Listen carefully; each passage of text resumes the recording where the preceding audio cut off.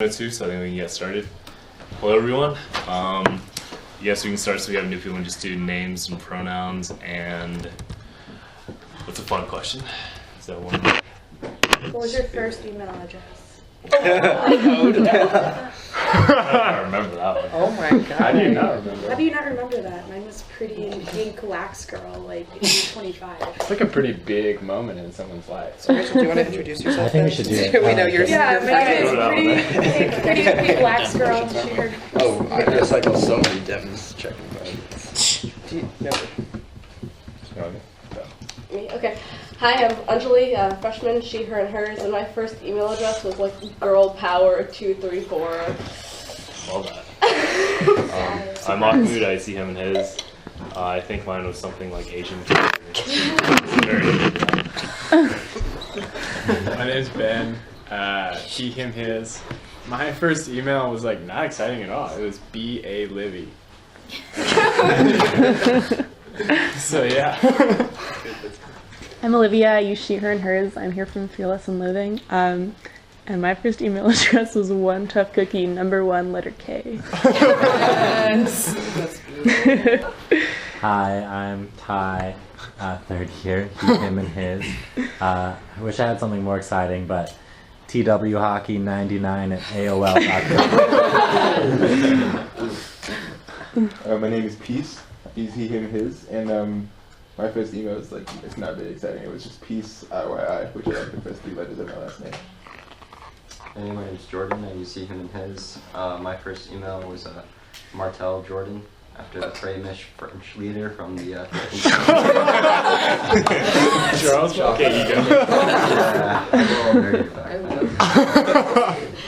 that. My name is Deborah. I prefer she, her, and hers. My first email is Little Cute Cherry at Yeah. yahoo.com. My name is Molly. I use she, her, and hers, 4th year, and my first email was just my initials, MZB. What's your middle name? Starts with Z. It's Z. It's my mom's last name. Daryl, I use he, him, and his. For those who think gender binary is a bullshit, you can use they, them, theirs. My first email address was given to me by my middle school. It was darylD@kipsfa.org. Hi everyone, I'm Nolan. I prefer he, him, his, and let's see, my first email address was pretty boring because my parents set it up for me, so it was nolan.sharper@gmail.com. Yeah, lock that name down. My name is Corey. I'm a 2nd year. He, him, his. Like Nolan, parents helped me. Corey.Ventresca@gmail.com. I'm Jeremy. I'm a 2nd year. He, him, his. In the long string of unexciting emails, JeremyPo95@yahoo.com. Let's see, I've got some numbers in there. Hi everyone. My name is Megs. I use she, her, hers. I'm a 4th year, and I'm going to spice things up. I had my first screen name, which was actually BX Goddess 22. Then my actual first email wasn't much better, and it was MB Hispanic Panic at Yahoo. Yeah. Great. Top notch. My name is Rachel. I'm a 3rd year, she, her, and hers. And like I said, it was some variation of like pretty pink lax girl, age 25. Yes, my birthday is on August 25th. And yeah. Now we've gotten to know the most important part of ourselves. Let's move on. So is there anything anyone wants to add to the agenda? I actually think I want to switch the steering committee to outside business. I think we should talk about it before they come. Okay. So do that. I have just an announcement. Just about spring break stuff. Okay. I just want to talk about my working group, but since we're going to do that anyway. Which one? My working group, the student engagement. I just wanted to, you guys should all come to my working group student engagement next Monday. That's done, you don't need to add it. Not tomorrow. Okay. Next Monday. It's every 2 weeks. It's the most fun working group. It is the most fun working group. Oh, I just have something that the Green Edge Fund wanted to say to Student Senate. Do you know where I should put that? It's just working groups? Yeah, working groups, okay. Or committee? It's nothing big, but...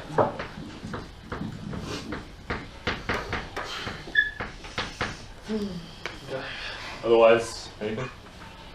Good? Great. Good. Okay, so first thing, the steering committee.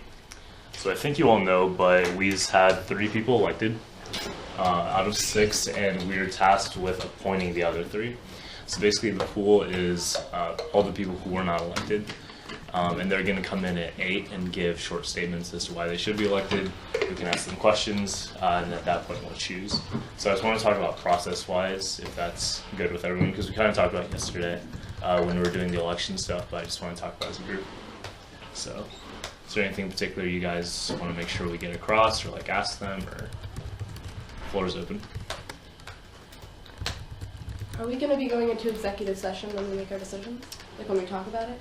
Yeah, well, anyone can call, I would presume so, yeah. Though not for the question, obviously. No, yeah. Are we deciding today? Well, that's something we should talk about. I mean, I was under the presumption that it might take a very long time, so we'd have to see how long the question goes. We do need to decide within the next 3 days, so if we don't decide today, we would have to convene again and make sure that everyone can get there, and that might be hard. And so I guess we could see, yeah, I mean, there is that. We could see how long it would take, and then talk about it towards the end. And how many people are coming in to be interviewed today? Like 10 or so, as far as I know. But I mean, we're working off of the statement that they had, and I was thinking this isn't really like get to know them like 100%, but if you have particular questions you want to ask, then that's what you would do. So I mean, we would also talk about who got elected and like how these new people would fit in, but I guess that would be later on. So just process-wise, does that sound good with everyone? This is off topic, but I just remember we have a committee appointment to talk about as well. Okay, I'll add that. So, just other than that, anything else? Yeah. In that case, Corey, you have an announcement on points? Yeah, but he's not here yet, so we might want to delay. Although I could speak. I mean, generalities.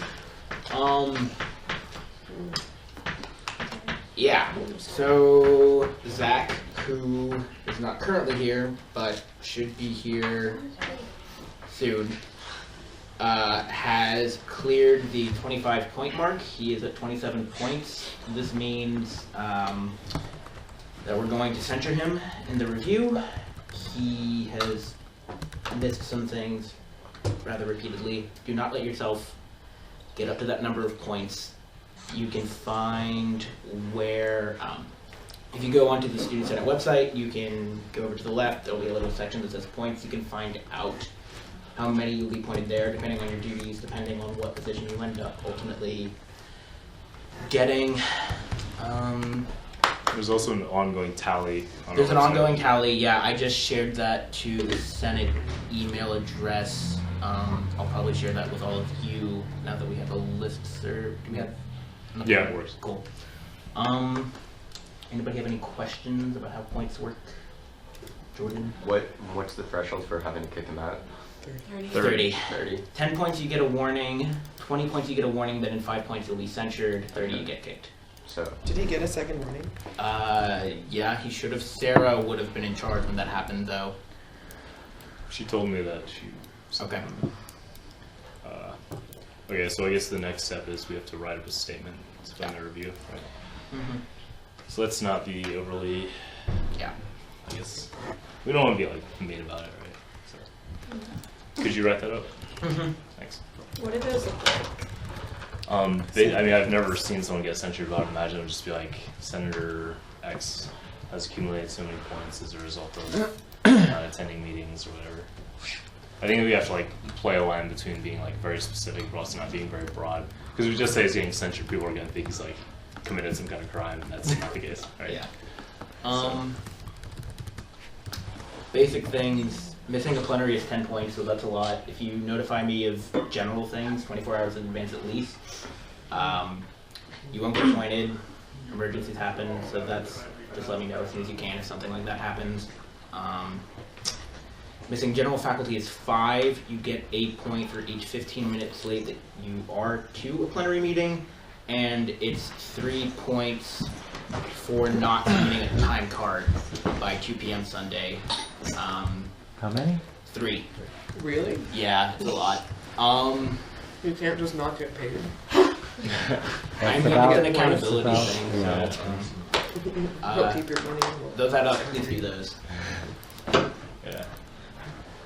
So Corey, we were just talking about points, and Zach, I was looking at Corey. Yeah. Zach, we were just talking about points, and so you've gotten enough to be censured, unfortunately. Okay. I think he's told you. Yeah. So that's something we have to go forward with.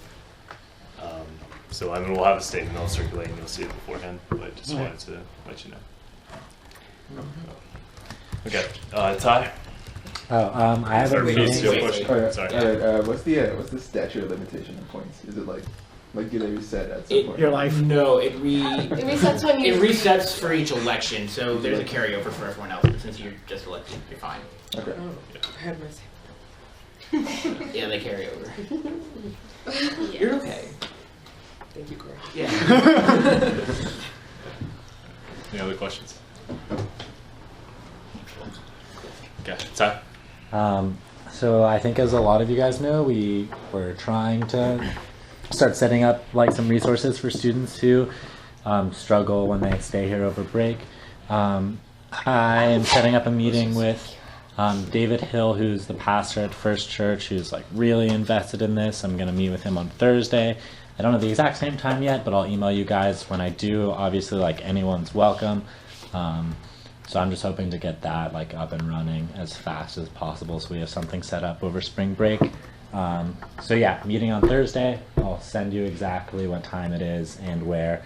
If any of you guys, I could do like a when it's good, but I mean, if you guys want me to, I could do that. But I think he has a pretty tight schedule, so I'm just trying to do what's convenient for him. You said Thursday? Yeah. I'm definitely interested in getting involved, but have you reached out to Oscar at all? I don't think we've talked to Oscar, but it'd be a good idea, Ben. I think we thought about it, but their policies about closing down kitchens for breaks is pretty strict, and there's a lot of legal stuff regarding liability. So I think we should probably talk to them, but in my experience, they're not as good of a resource for break time food, but it's definitely something to check out. If and when we elect an Oscar liaison today, if we do, then we can have them reach out, maybe. So do we have a task force scale on that currently?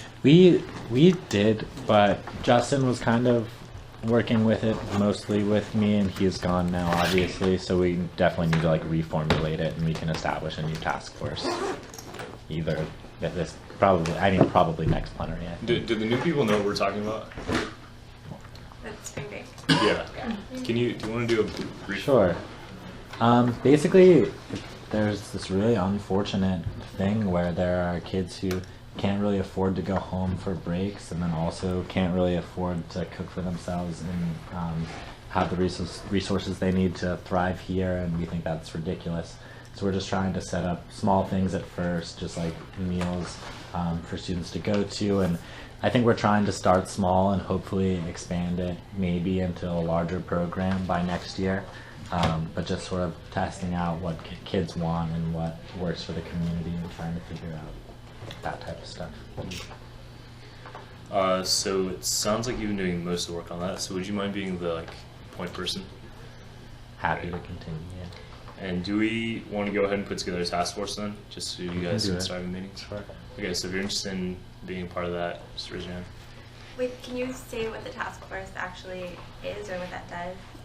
Yeah, so basically they're going to be regularly meeting with Ty and the churches and different stakeholders to work on this. I think that if we wait until people know what their positions are, and maybe just like at the very end of plenary, we can just say like who still wants to be involved in this, like who still feels like they have the time. But I think that might be the best thing to do. That's deal like with the working groups. Yeah. That's a good point. Okay. Do we maybe want to clarify what the difference is between like a task force and a working group, and like why this would be a task force specific thing? So both groups work on particular issues, but task force dissolve once something is done, right? So in this case, it would be figuring out exactly what the situation is for the spring, then set something else up for the fall. But basically, once we get the spring down, it would dissolve, and you would no longer be actively working on it, right? Versus a working group, which, let's say there's a student health working group, they're going to be continuously working on whatever they're working on. So that's the difference. Okay. Thanks. Any other comments on that? Cool. case, does anyone have office hour reports? Yeah, buddy. See, one thing is a lot of people don't go to our office hours, new people. And so I We think go to it's each cool, other's like, office hours. yeah, we go to Yeah, each other's, sometimes. like, hang out with each other, and that's kind of cool. But like, if we do joint things, like if two people did them together, then maybe more people would come. But also just like making them fun somehow. Did more Because like people- office hours sounds like, Did more people come to yours and Mix when you guys were together in the? I mean, like, it was just a time for that kind of shit to be happening, you know? Where, like, everyone was like, we need to talk to the South Campus liaisons, like, we need to get shit organized. So, I don't think it has anything to do with it being, like, two people, per se. I think it can... I think it's twice. I think it'd be, yeah, twice the party, exactly. we want that, so figure that out. Well, once people come to ours, this is the point where we would talk about that.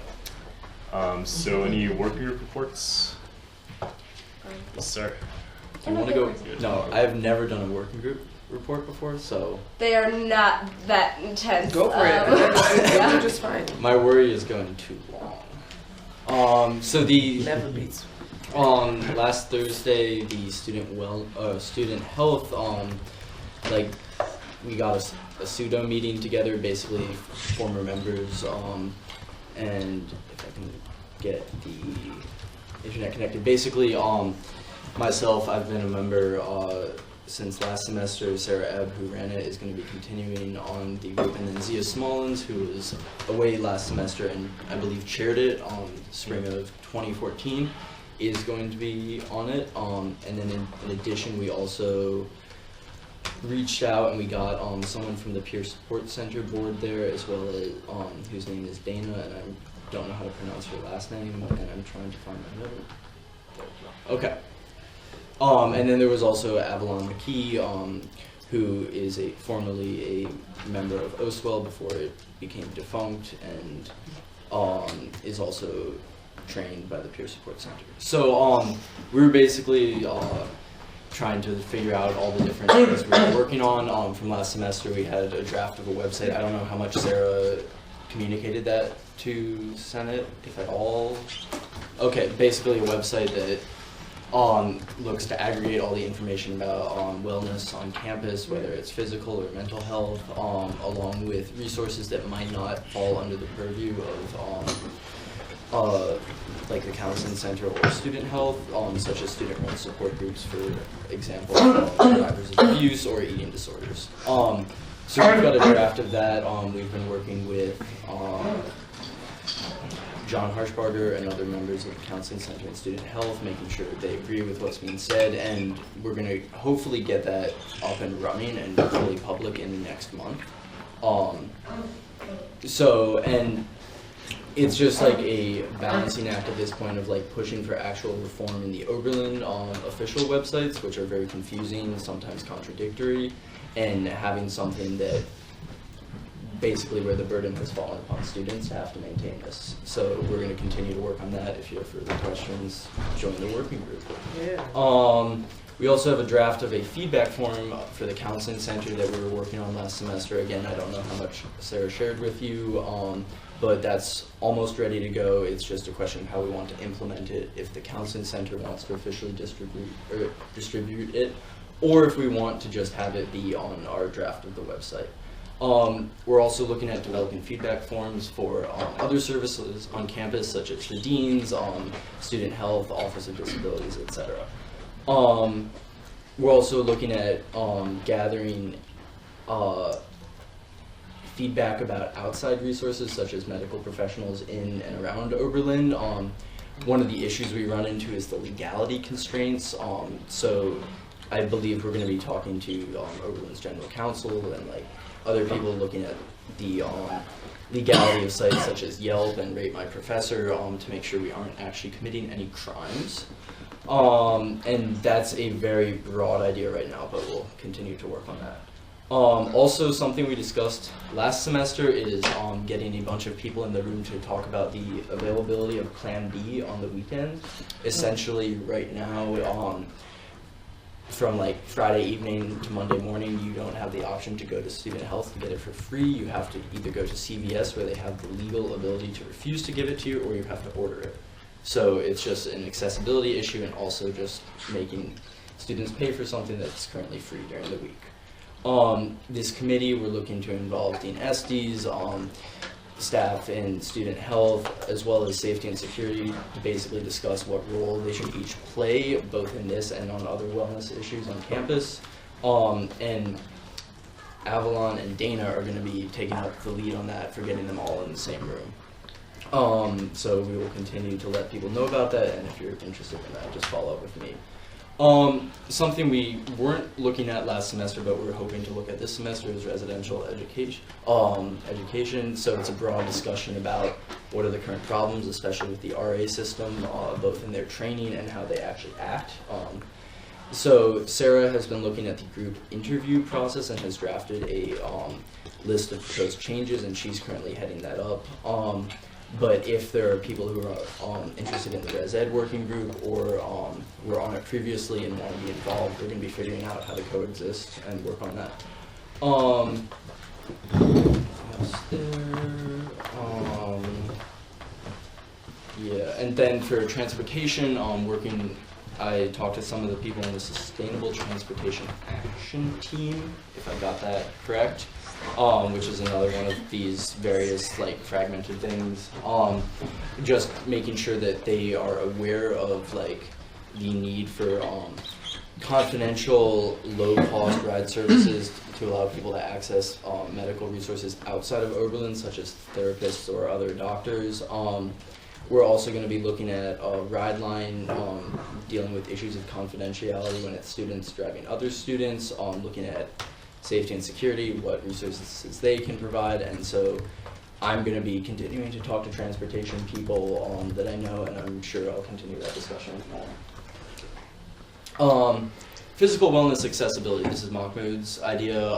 Basically, we discussed about this a little bit in our training session, basically just seeing, given that there are notable benefits when one increases their physical health, it has long-ranging effects on their mental health as well, and then also just like helping students making the gym more accessible and stuff. So we can talk about that at a later date, and I think Mahmoud will be heading that up, whether officially in the working group or not.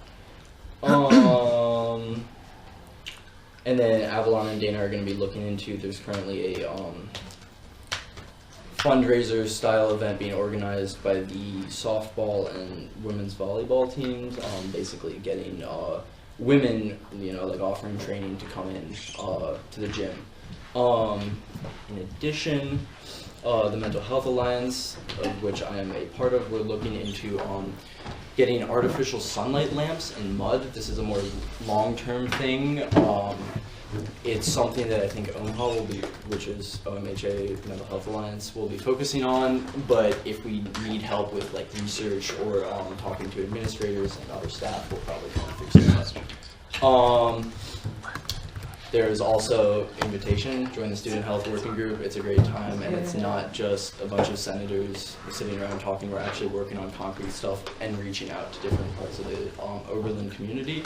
So yeah, basically how it's going to work is Sarah Ebb is still going to be running it for the most part, just to ensure continuity. Right now I'm the one senator who's officially on it, if it's been set up at all yet. So we'll just continue to report back here and see what's going on. For my office hours, in addition to doing it with other senators, I've already set up to have some members of the Peer Support Center there, basically to help provide resources if students have questions about where they should go on campus for issues of student wellness. We're going to be doing at least one office hour at Dasking dinners, just to make it accessible. So yeah, that's it. Thank you very much.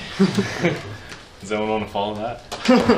Right here? I just have a question. When do you guys meet student health? Right now we're at Thursdays at 10 p.m., but that can be moved around. Right now it's probably going to be every other week, but we'll be looking to move to every week as we get stuff rolling. Are you meeting this week?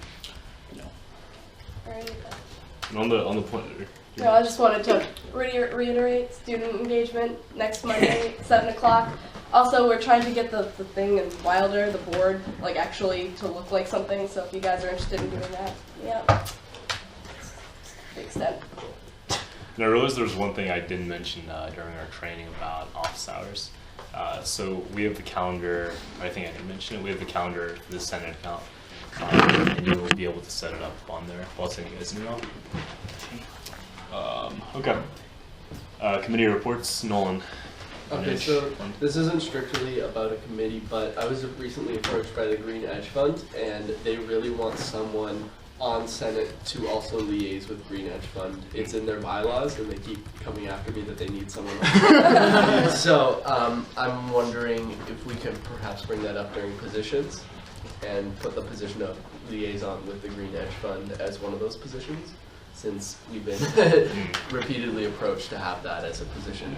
So would that entail being... It's a position already in our bylaws. Yeah, so we have a green liaison. So are you saying we should have a green liaison, or we should just have one of us be a member of Green Edge Fund? No, green liaison. Basically, I don't think there's a call. If someone wants to be the general green liaison, that I know entails much more than just the Green Edge Fund. But I think what they're calling for is just to have someone present at the meetings who's also on Student Senate, because that is how they've always functioned. So, is there some way we could get this to work as a committee appointment as opposed to a whole position? Because I know it's technically not a general faculty. We all have to be a member of the committee as part of our Senate obligations. General faculty committee. Right, and I know the Green Edge Fund technically isn't a general faculty committee. Is there any way we can make an exception in the bylaws? I don't think we can make an exception to that, but I think, I don't know if we're going to have someone on, I don't think it makes sense to not have them be on as Green Liaison, because I think, we discussed this last semester, didn't we, that we really should have one. It's kind of strange that it's not required for us to have one, but it seems like that's something we should do. I mean, I know it's like a time commitment and all that, but I think someone could do it, definitely. So we can put that up for positions. Someone else have thoughts? Okay. In that case, you get to the fun part.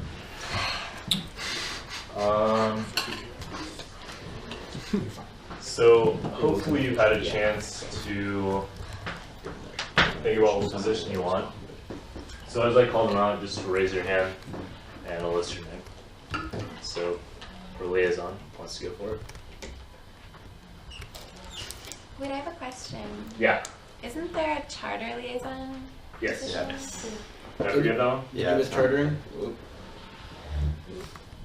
Good job.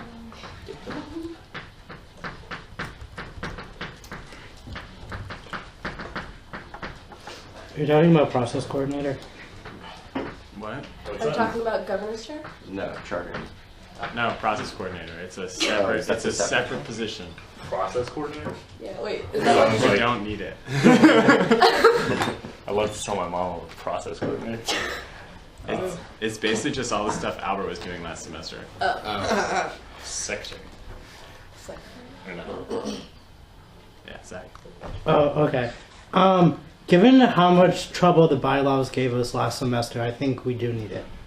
I disagree. I think the fact that Albert was able to mostly take on that project by himself, and the fact that we agreed that we'd have a working group on it, makes it so that it's pretty unnecessary. I have all his old stuff. I'm planning on taking point on that. I think honestly right now there's a certain number of revisions we need to do, but I think ultimately we just need to get a working group together to just go through and create a new version and then sort of itemize all the changes and then present it to us. I don't think we need one particular person to do that. I agree with that. Yeah. Any thoughts on that? Is there anything else that I'm forgetting that y'all want to throw there? No? Okay. Who wants to go for assistant liaison? Oh wait. Governance chair. Do you have South Campus either? It's a wild card. So we also have wild card positions. Okay, okay. And we can decide. I think it's That's two. what we had last. Yeah, 2. Or is it 3? I don't remember. So now, you know. I can check real quick. I think So it was 3. it was 3. I think. And yeah. Because we had city liaison, Oscar, and South Campus. So Yeah. Was Oscar a wild card though? Yeah, it's not required. Yeah. Was City a wild So- card? City was a wild Yeah. card. So for the wildcard positions, these are positions we don't always have, but we can collectively decide to have them for this semester. So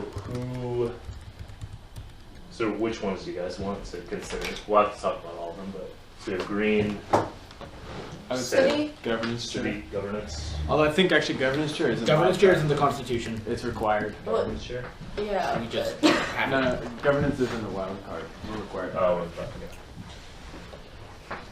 Student health and wellness liaison. There's an assistant.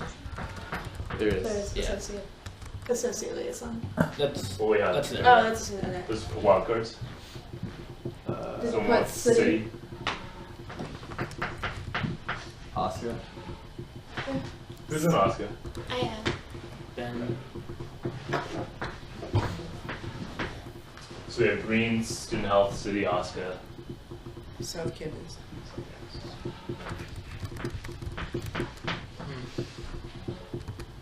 Any others? Okay. If you think of more later, we can put them on. So for associate, I had Anjali and Ty. Also put me up there.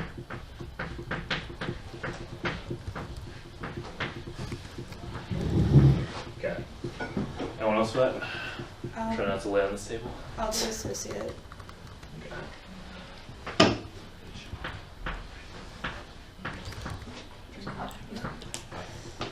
No one else? Cool. Secretary. Highly coveted position. What do they do? So basically take the minutes, which are electronically recorded, and just put them on the website. A lot of like website things. It's not too bad. Was that Albert? Yeah. If no one else wants to do it, I'll write it down. Albert did a lot of extra stuff too, so Yeah, Albert was really good at it. you can kind of like you can kind of decide what you want to do to a certain extent. I think someone else should consider Could you put my name down secretary. for it also? For a secretary? Secretary. Saved. Yeah.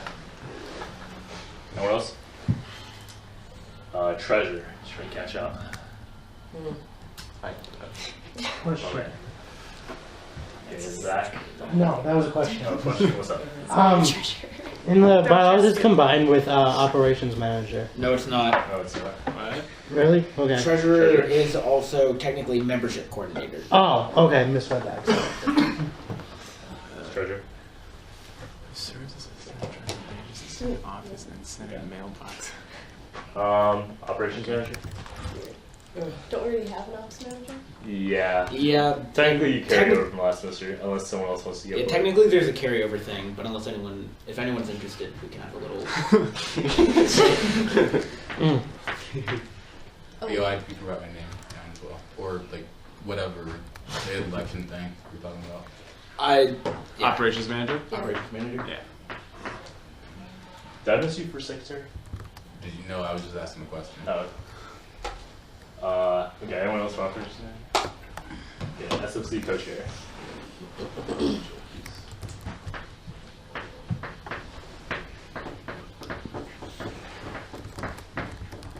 Okay.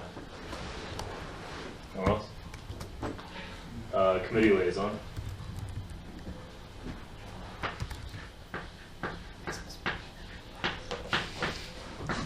You have to have a position, by the way. Wait, are we running for this, or are we? Yeah, you're running. Yeah. Okay, good. If there is more than. Yeah, but it's just like a Who just raised their hand? university. I'm sorry. No. Anyone else? Committee liaison? Committee appointments coordinator. So there's two. So for some of these positions, you have more than one. So for this one, there are two. Yo, Mahmoud, you think you could write my name for the committee liaison as well?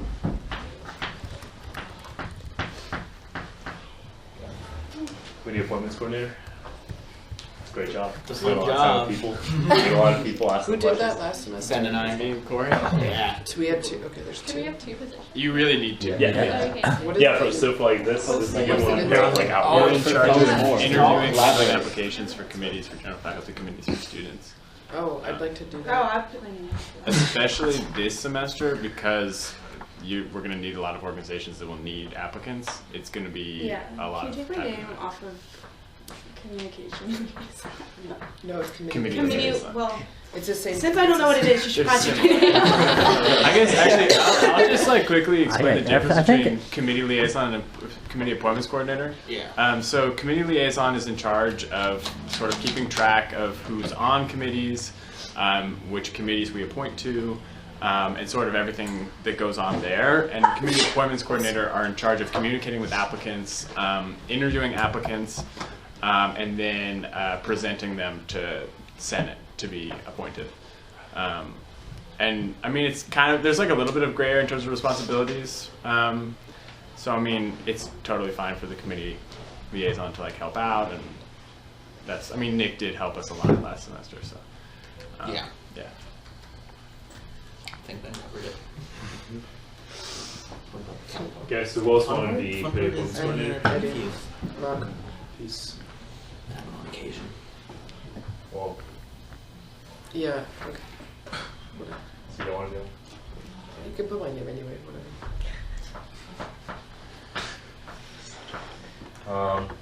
Okay, anyone else? Okay. Charter and liaison. You literally do like one thing. You should give an explanation of what the positions do, because it's hard to remember what all the That's true. positions do.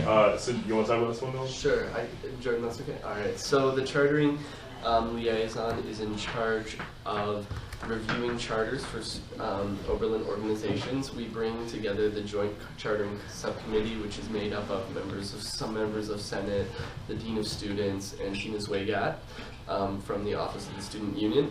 And so we pass the charters, which are then presented to Senate as a whole. And if Senate passes those charters, they then are brought to the general faculty, and if they are passed by the general faculty, which usually happens by the time they get there, those student organizations are officially chartered, meaning they can apply to the SFC for funding, they can use the Oberlin name on their kind of literature and stuff like that. So it's generally you're in charge of going over charters, looking for errors, and making sure that they will, once you approve them, that they will be in good shape to be presented to the Senate and general faculty. And how many times does this happen? This happens for us. It usually happens no more than once or twice a semester, where you actually have to convene the joint chartering subcommittee. Outreach. How many do we need for outreach? 3. So Anjali, Lori,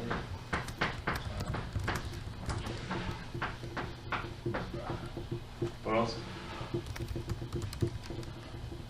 It's fun. It is a party. Governance chair. What is that? Well, technically, the governance chair is supposed to. It's sort of its job is to educate the general student population on the goings-on of student government. They traditionally set up a thing during orientation about student government. We haven't had it for a while, but they're required to actually. they're required to do that. We're going to bring it back. or not is We're going to have an a orientation question. thing. So I have Zach, Ty, Ben. Anyone else? Okay, so for the wild cards, I guess let's see what general, because we can only have 3 of these. So let's see what general interest is for all of them. So who would consider green? Okay. How about student health? And, city? Alaska? And South Campus? Okay.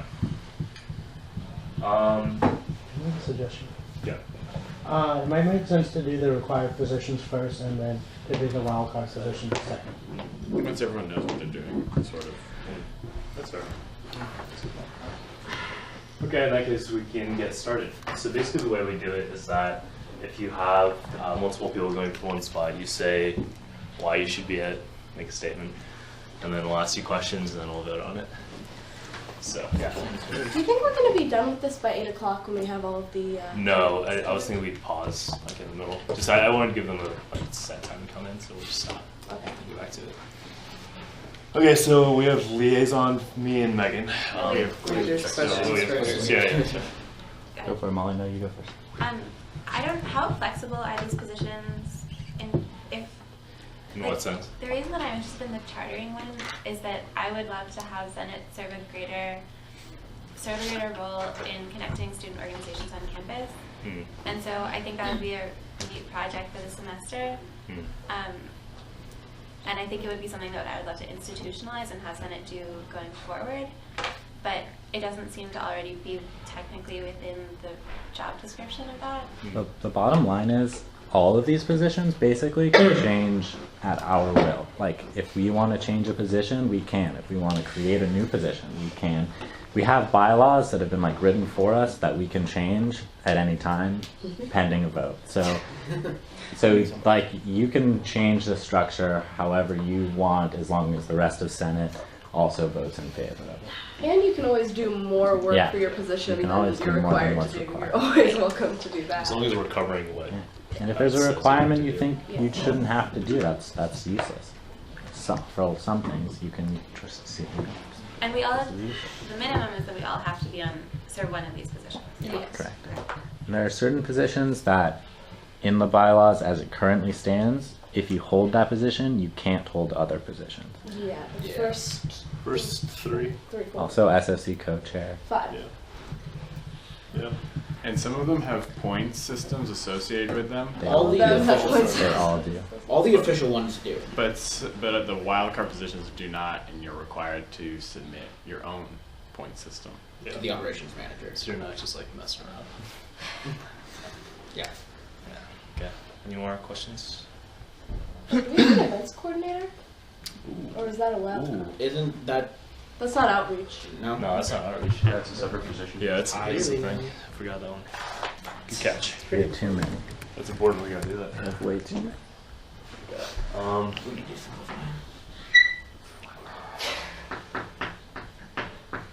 Let's do that. Set up events. Sounds fun. Who was that last semester? Justin. Me and Justin. It's good to pair with outreach or chartering experience.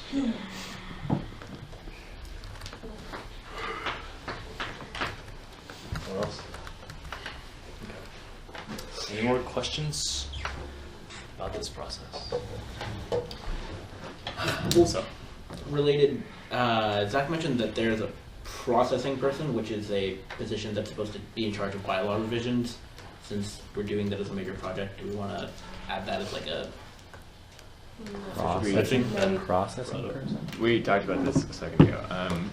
I think if we're going to do it as like a working group, it wouldn't make sense to have the positions because it'd be redundant. Okay. And I think it would work better as a working group, honestly, than a position. Yeah. I mean, obviously, if like someone really wants to do it, like.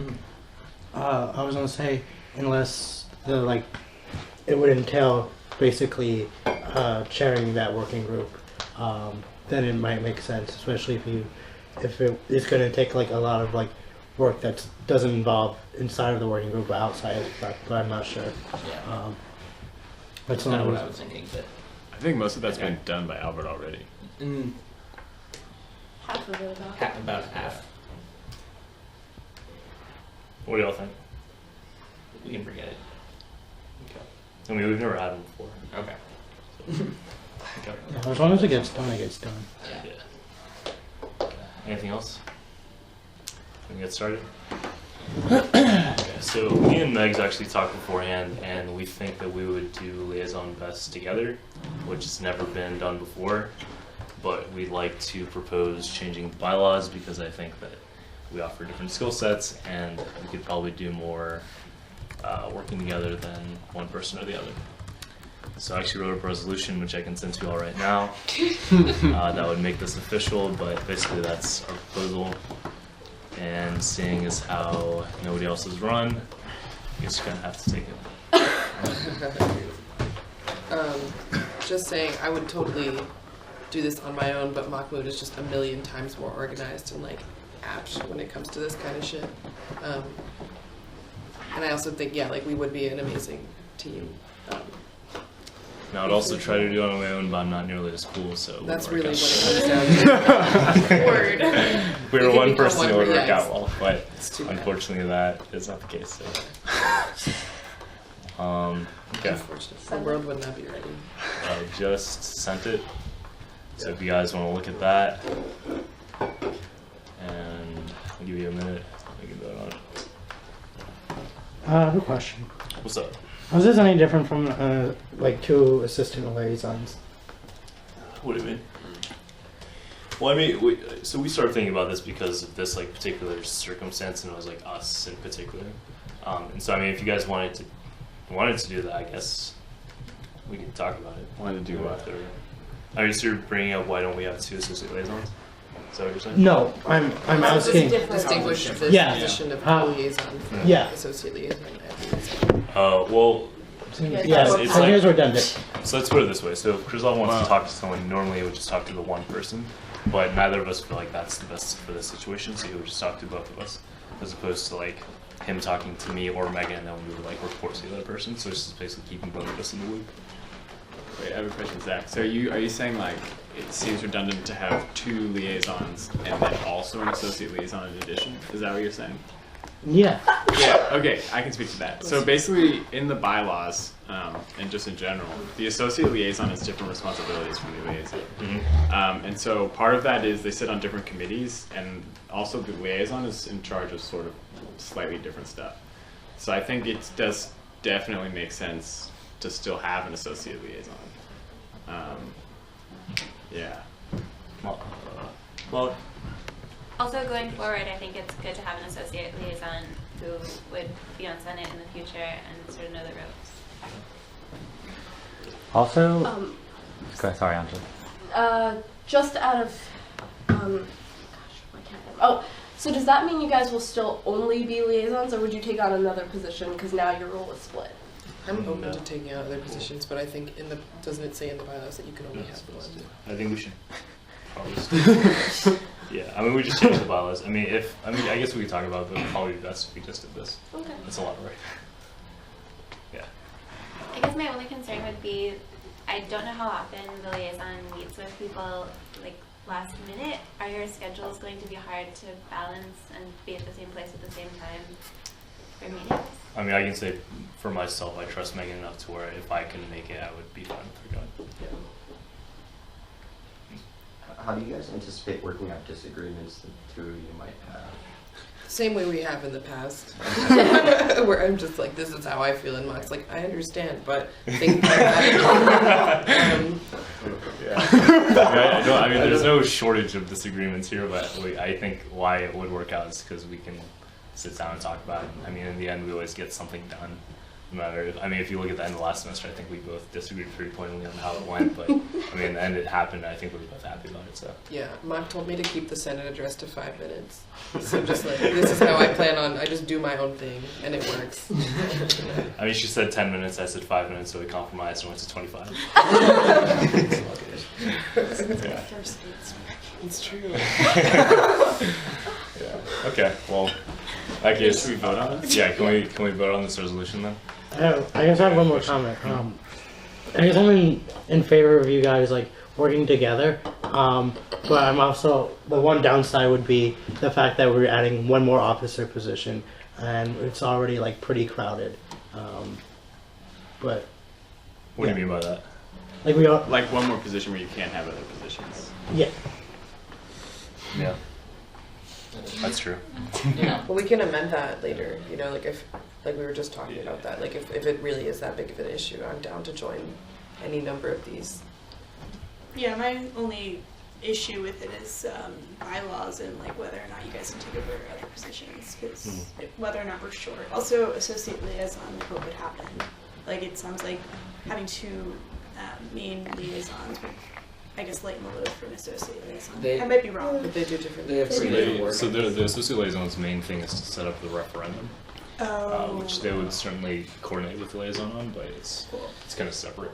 If you read the bylaws, like the associate liaison is supposed to, as it currently stands, like be involved in all of the like legislative whatever, even though saying that we do legislative work is kind of silly. But I think is something to think about, just like what is that role going to look like. If you look at the descriptions on the website and other descriptions that we have for associate liaison, they differ, well, they're a little bit more specific than the one in the bylaws, and have some more specific examples. For instance, the liaison sits on a specific committee, the advisory committee or something like that. The student life committee. No, the associate liaison sits on the student life committee. The liaison sits on the advisory committee. Oh, is that? Which never met.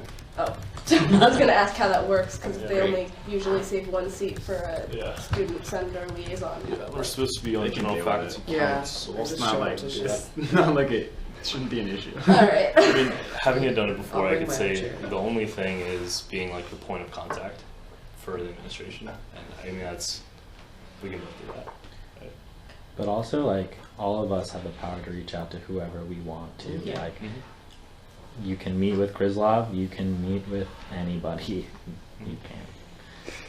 Also, in terms of like workload, even though you guys can't have like other positions according to the bylaws, even if we don't like amend that and change that, you can still like informally like help people out with their work. So like, I don't think that'll be an issue as long as. Yeah. I think we both do that. We'll continue to do that. So. That's in that case, if no one else has comments or questions, I'd like to make a proposal that we pass this resolution. General feelings. All in favor, say aye. Aye. All opposed? All abstaining? I guess we should do that, yeah. Great, thank you very much. Are we still going to go through the process of talking to you two? What do you mean by that? Well, we passed the resolution, we haven't technically elected you yet. Yeah. And I think I would appreciate the opportunity to like ask you guys questions. Sure. Yeah, let's do that, because we have 6 minutes left, so. Should we do it together? I mean, if you have questions of both or either. Shouldn't you guys give like brief statements first? No. You go first. Okay. I mean, I've done this before. I have organizational capacity to do it. I think the most important thing of this position, which is kind of unfortunate, but it is building the relationships. So that's why it's generally someone that's been on before and done that. So I mean, I kind of see my role as half bringing what I want to the table, and I mean, if you know me and you've been following the tobacco thing, and maybe you're not a fan of it, but that was something that I followed through to the end and I got it done. So I think that speaks to my ability to deliver on what I say I'm going to do. But now that that's done, I really want to reach out to the things you guys want to do. I have a couple personal pet projects that I'd like to accomplish, but keeping that under wraps for now, and we'll know about it in a second. So I mean, I think that in terms of how we work together, that my strength is in being able to have those relationships and kind of get people in the right doors to deliver on what they want. And then Megan has her own skills that she brings to the table, so I'll let you talk about it yourself. Yeah, so the way that I envision liaison going for me is just kind of continuing exactly what I was doing before, but with an actual name behind it so that people can't shut me down. You know what I'm saying? So if I want to meet with Chris off, I'm going to be like, listen, Chris, you have no choice. I'm liaison. You have to do exactly what I want, you know? That's right. No, but I mean, I guess to be more serious about it, it's just like, I think I have a name that is recognizable on this campus, and I think people would want, some people have suggested that they would want me to be in this position, like among senators, outside of Senate as well. People just want to feel comfortable with me acting as a liaison, informally or otherwise, between the student body and the administration. Krislov and I have a decent working relationship. It's not the best, it's not the worst, you know. We get actually, you know, we get along, but yeah, it's a funny one. But I actually imagine it being useful moving forward because I could be really frank with him on it, and I think that's important, an important quality to have when you're dealing with the administration. Just be like, no, this is what it is. So. Cool. Those are my strengths. Everyone just walked in. We'll start in a couple minutes. We just have to wrap this up real quick. So we have questions, and I have a feeling you have a question, good sir. I do have a question. It's from Mock. So like obviously like you didn't know if you were coming back or not last semester. How did you feel like you like performed as liaison last semester?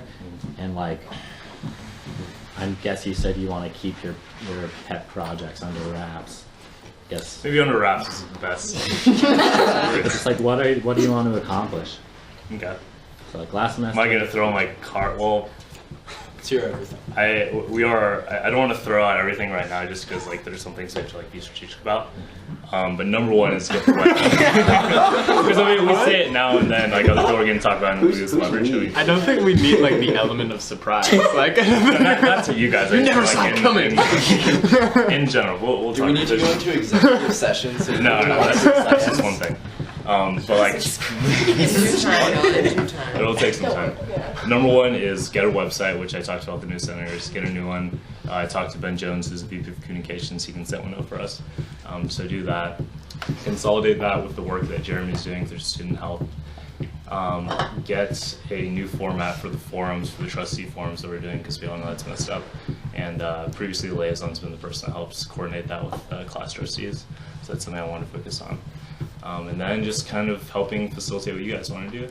You know, there's what I bring to the table, there's also what you guys bring to the table, and that's in a lot of ways more important because there's, 14 of you and one of me. So there's that. What about last semester? How I did? Yeah, how'd you feel? Are you gonna do I anything felt differently? good about it because I think that, I've seen over the long haul of 3 years how people kind of regard us. And, just by seeing how many people voted in the last election, which is not a lot, but it's higher than before. People are starting to see that we're kind of on an upswing, right? And I think they're starting to trust us. And, it's not just me, it's everyone. But I felt really good about last semester. I think we're on a good upward swing. So yeah, I actually thought you were a great liaison last semester, but your pet project isn't something that would like alienate me from voting. I think it would endear you in particular. Okay. But It's a super tobacco. I'm not it's an alcohol ban, actually. I'm gonna make weed more illegal.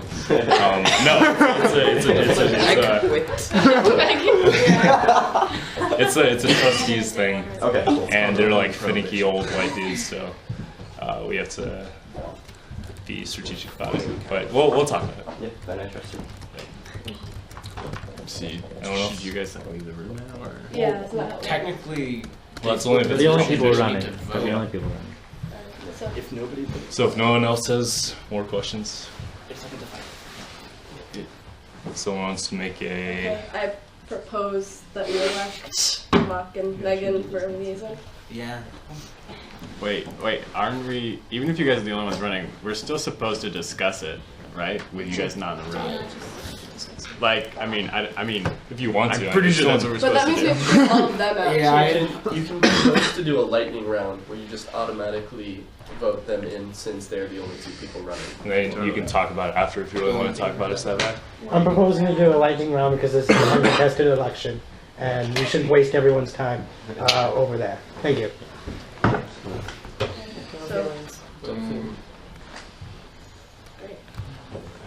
All in favor? Aye. All She voted opposed? for you, you're voting for me? Yeah. All abstaining? Aye. Great, thank you. Okay, in that case, we're going to start with the steering committee people. So thank you all for coming. Basically, so how we envision this is you give a brief statement as to why you're running and why I should choose you. And I think then we'll do a question and answer period right after. And we'll just go through the line. So does anyone want to go first? Quick clarifying question. Yeah. Are we going to ask them questions immediately after their speech, or are they all going to give speeches and then ask them questions? Y'all probably don't want to stay for everyone, right? What are your preferences? I think we should take that into account. Do you guys want us to ask you questions immediately after your speech, or wait for everyone to give a speech and then ask everyone questions? It could be better. I think maybe directly after makes more sense. Yeah. So you don't have to answer say. a question, and then there's a reason for something else. Okay, cool. And some of the people who just got elected are here too, right? Yes. Yeah. Could you guys introduce yourselves real quick? Hi, I'm Nina Pulley. I'm the first year. I go by the pronoun she, her, hers. I don't know what else I should say. I'm not excited. Hi. Hi, I'm Muzzy. I'm a junior Wait, thank you.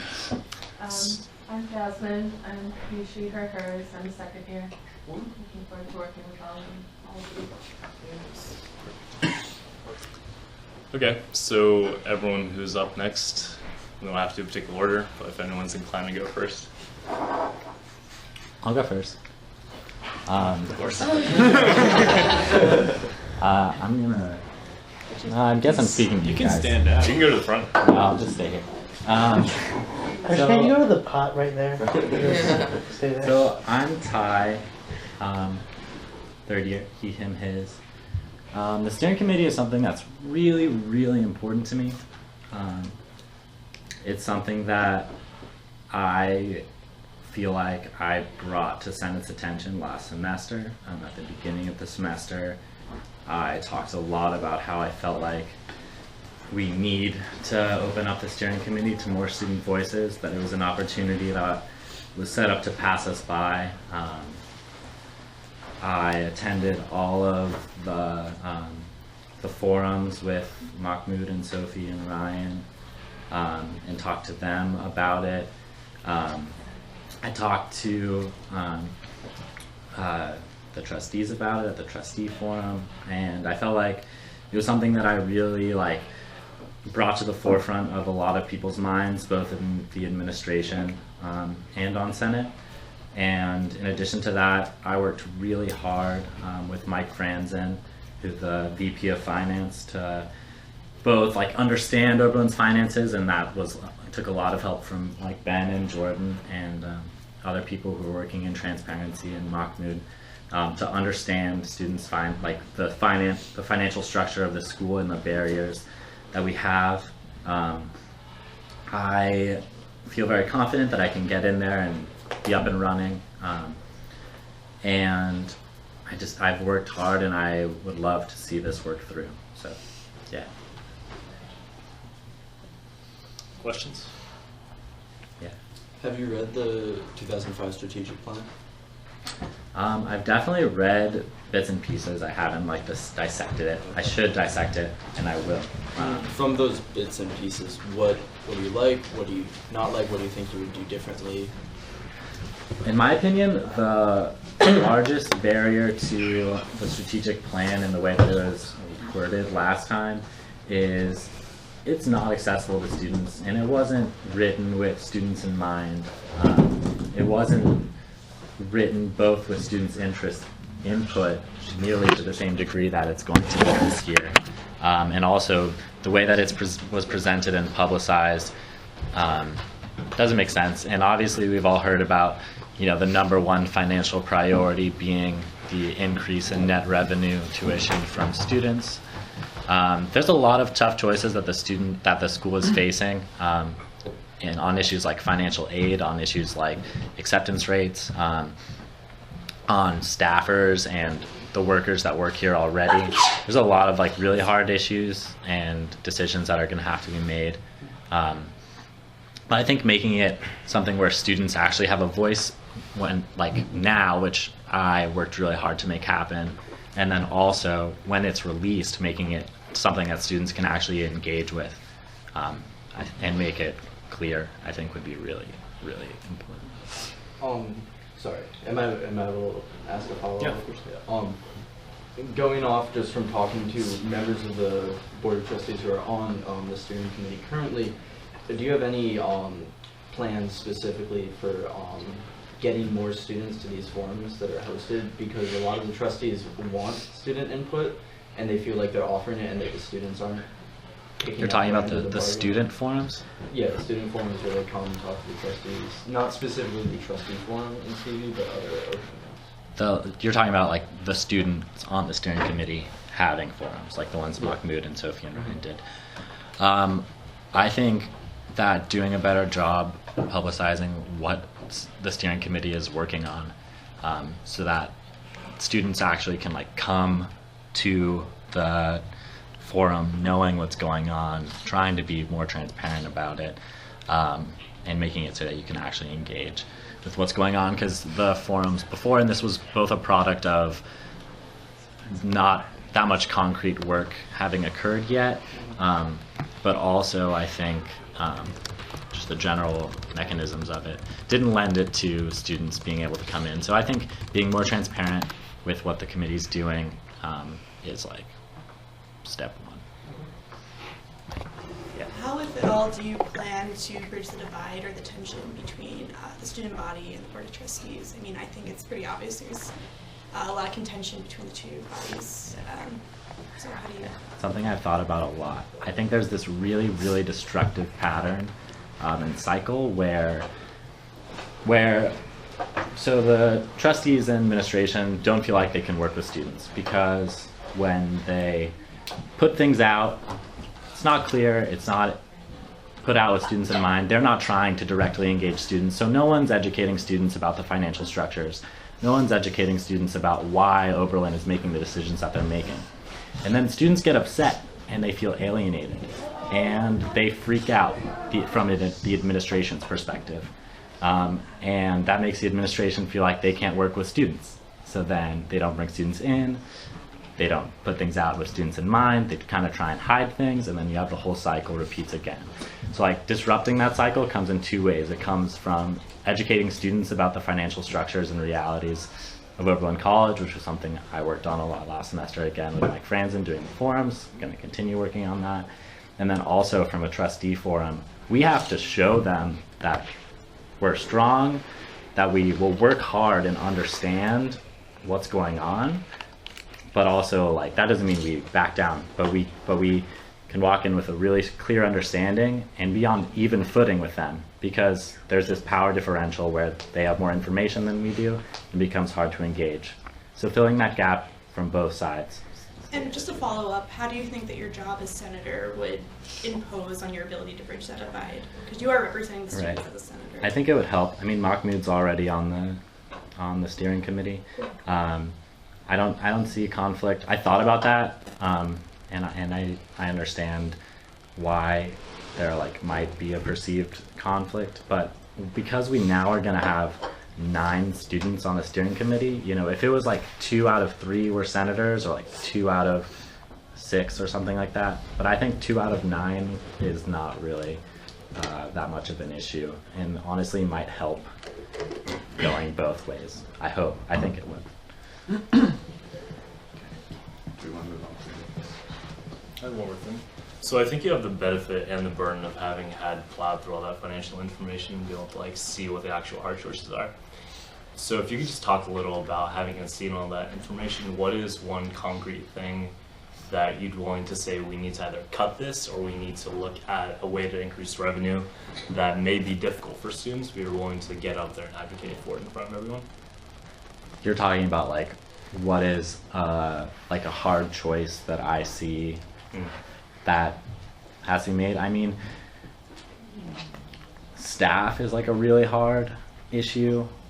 When you talk to the administration about what's driving their costs, one of the #1 things they talk about is the rising cost of healthcare and pensions and retirement packages for employees, which is a really hard issue because it's something that as students I think we all are empathetic with, how hard it is to be a worker at a school like Oberlin College, or really anywhere.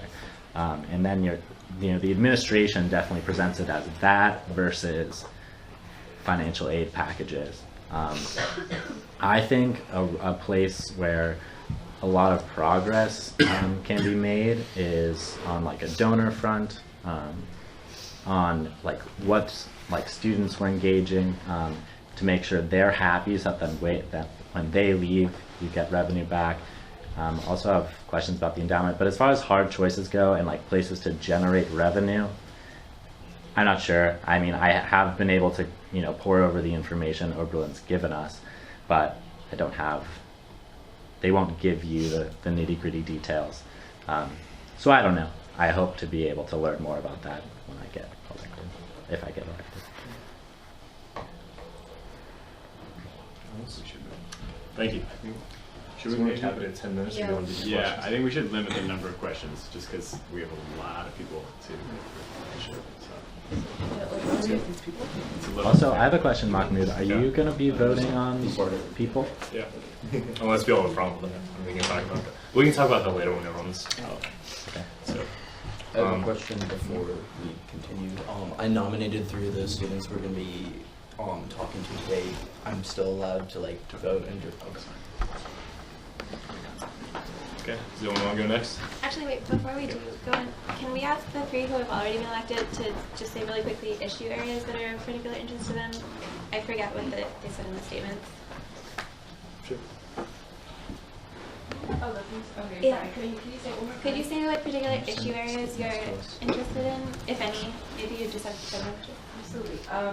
I'm particularly interested in scholarship partnerships, so finding ways for Oberlin to partner with more programs like Westbridge, which I'm a part of, and Posse.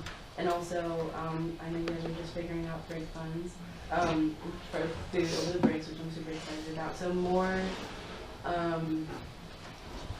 ways for low-income students to, also to kind of turn different, particularly healthcare as well. I know for a lot of low-income students like myself, a lot of them don't have health insurance because it's very expensive, and then they're also required to purchase health insurance upon enrollment, and that's kind of a heavy burden if you don't have a particular program that will pay for that. And it's kind of crappy. I think we all know that AHP really doesn't do very much unless you break a bone or something like that. And so I've had some issues with that, and I'd like to possibly discuss that as well. So scholarships, healthcare, or health insurance, and more issues like food over breaks and food and nutrition, things like that. Thanks. For me, I'm very money business oriented. So just the fact that the school is a non-profit, I do not see why it cannot generate revenue because it's still an entity that can participate in business ventures. So for me, I'm looking at other ways that the school can invest in money to get an extra source of revenue and stop depending too much on endowments and endorsements. So one of the things I was thinking of is like even getting the student body involved in this process. So one big project that I was thinking and I wanted to pursue is recycling. We can make so much money from like the bottles, the empty bottles that people buy, and then you sell them back to these companies and they pay you, right? So that's a way that we can get the student body involved, not to throw away their bottles and have like specific cans, and you can get up to millions of dollars just from doing this. And so those are ways, simple ways that I was thinking of trying to get the student body involved and the general school structure to try and generate revenues and many other ideas depending on what already has been set on the table. I kind of looked at the strategic plan and I was a little disappointed because I thought there was so much more that the school can engage in, and there's so much potential. This is the United States. There's so much money in this country, so you just have to know where to invest. That's what I'm really interested in. Like Nina, I also want to be working a lot on admissions accessibility. I've already worked a lot with the admissions office. I've worked on the admissions student committee, advisory committee, and as a person from Chicago, I'm not personally from in the Posse program, but I know that a lot of people who are, and I've been very involved with the program actually through high school days. And I think we need to start, although these programs are already effective, we need to start kind of tapping into their strategies and expanding where we're targeting in this country, our admissions, because right now I think that's really holding us back. We need to start opening up transparency in the admissions office. I know a lot of students are interested in the admissions policies and aren't always able to come up with answers easily. So I think that's a very important issue. I also have worked a little bit last semester on break board plans, and as well as actually this is kind of a more dull subject, but I've also been talking to a lot of department heads, and I definitely think it's worth investigating how we're going to be setting up and also evolving our interdepartmental communication over the next 10 years. That's a really important reform really, that our college needs to consider, both to move forward and always to help our students. Thanks for that. Okay. Does anyone want to go next? Shannon Stancy is here. Why don't you sit at the table? Yeah. More Or personal. just stand over here. Everyone can see. Yeah. I'm Josh Fuller. I'm a he, him, his. I'm a first year. Last semester I didn't really have any involvement with the student government, but starting next Tuesday I'll be part of the safety and security working group, meeting with President Kursov, and very excited for that, and I think there's a lot to talk about there. Basically, I'm running, and I hope you decide to appoint me because I really like Oberlin College. I really like Oberlin College students. I think you're probably all here because you decided this was the best way to get involved. There's so many things to do on campus, like ways to get involved and feel that you're actively working towards progressive change on campus. But I mean, the job of the steering committee is to work on a strategic plan to ensure a good future for the college and for the college's students, although I think right now the focus is very much more on the college. And I mean, what better way to get involved than that committee in particular? That's basically my statement, and any questions you have, I'd be more than happy to answer. I'm going to ask the same question to every candidate. Have you read the strategic plan from 2005, what you like about it, what you don't like, what you would change? Definitely. I have read the 2005 strategic plan just to kind of try and orient myself with what the actual job of the steering committee is, because I don't think too many students know that right now. I thought overall, I mean, just the fact that the steering committee wrote the strategic plan was an important and good step. Something, as Ty mentioned, you know, obviously the focus on the economic stuff was a big deal to me. I was a little more concerned, less so with the increasing the revenue, because I understand that you know, it's a private college, and I understand that that's part of what you need to do to keep things running smoothly. But lowering the institutional discount rate was something that was also mentioned at the strategic plan. And one of the things that I would like to get involved with if I am appointed to the committee is increasing accessibility to higher education, and you know, increasing or lowering the discount rate means that you're going to have less money from the college in the form of scholarships and grants going to students. There's students from low-income families who are here now and who have been accepted and who will be accepted in the future. Without those scholarships, without those grants, they're not going to be here. That's a really important part of Oberlin College to me. So that part of the strategic plan, I didn't love, and I would really like to get a chance to work on that. Overall, the document I thought it was well thought out, and had Oberlin College's best interests at heart, but there's a lot of progress to be made. Thank you. What issue areas, are there other ones other than financial accessibility? Yeah, that's a big one for me, and I don't think it can be understated, but also transparency and increasing the profile of the steering committee and student government. The Board of Trustees wants more students to attend these meetings. I think we can very easily get more students to attend these meetings, and I think it's important that we do so. I think that has to do with the profile of the committee, but I also think that increasing the transparency is a big deal. I had to dig to find a lot of information that I found about the committee and about the strategic plan, and that shouldn't be the case. So that's another thing I would want to address. Regarding transparency, which changes would you like to implement? as a member of the steering committee? Well, as of now, I'm not. I mean, I may be privy, but I haven't found, specific code or school bylaw about what information is allowed to be public to all students and what isn't.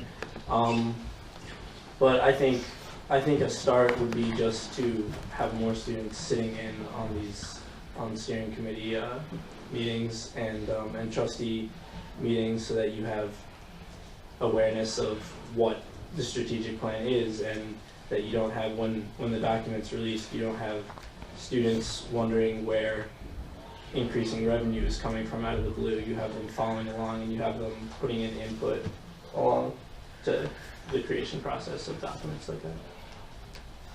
So I'm wondering how you will incorporate your work as part of the Safety and Security Working Group with your role on the steering committee. What issues in particular do you see the Safety and Security Work Group tackling that you can bring and augment or adjust and kind of take with you to the steering committee? Definitely. So we haven't actually met yet, but to the best of my understanding, the creation of the Safety and Security Working Group is basically to, one, ensure transparency with safety and security's actions, and to make sure that there's no, I mean, I've spoken to students who feel they've specifically been targeted based on, racial, ethnic groups, and that's, I mean, just even the fact that there are accusations like that, it's a huge issue that should be addressed, but just having a better working relationship between the students and safety security is important. I think that has big crossover into the steering committee, which is mostly made up of trustee members. And so, in the same way that you want to increase the relationship between the safety and security and the students, same thing goes for the steering committee. I think that if appointed, I can show trustees that I can work well with them, and I can show students that I can listen and work well with them too. And that's really what is going to make the change between this perceived relationship, or the perceived, tension between trustees and students. Is, once we start working together, that'll really,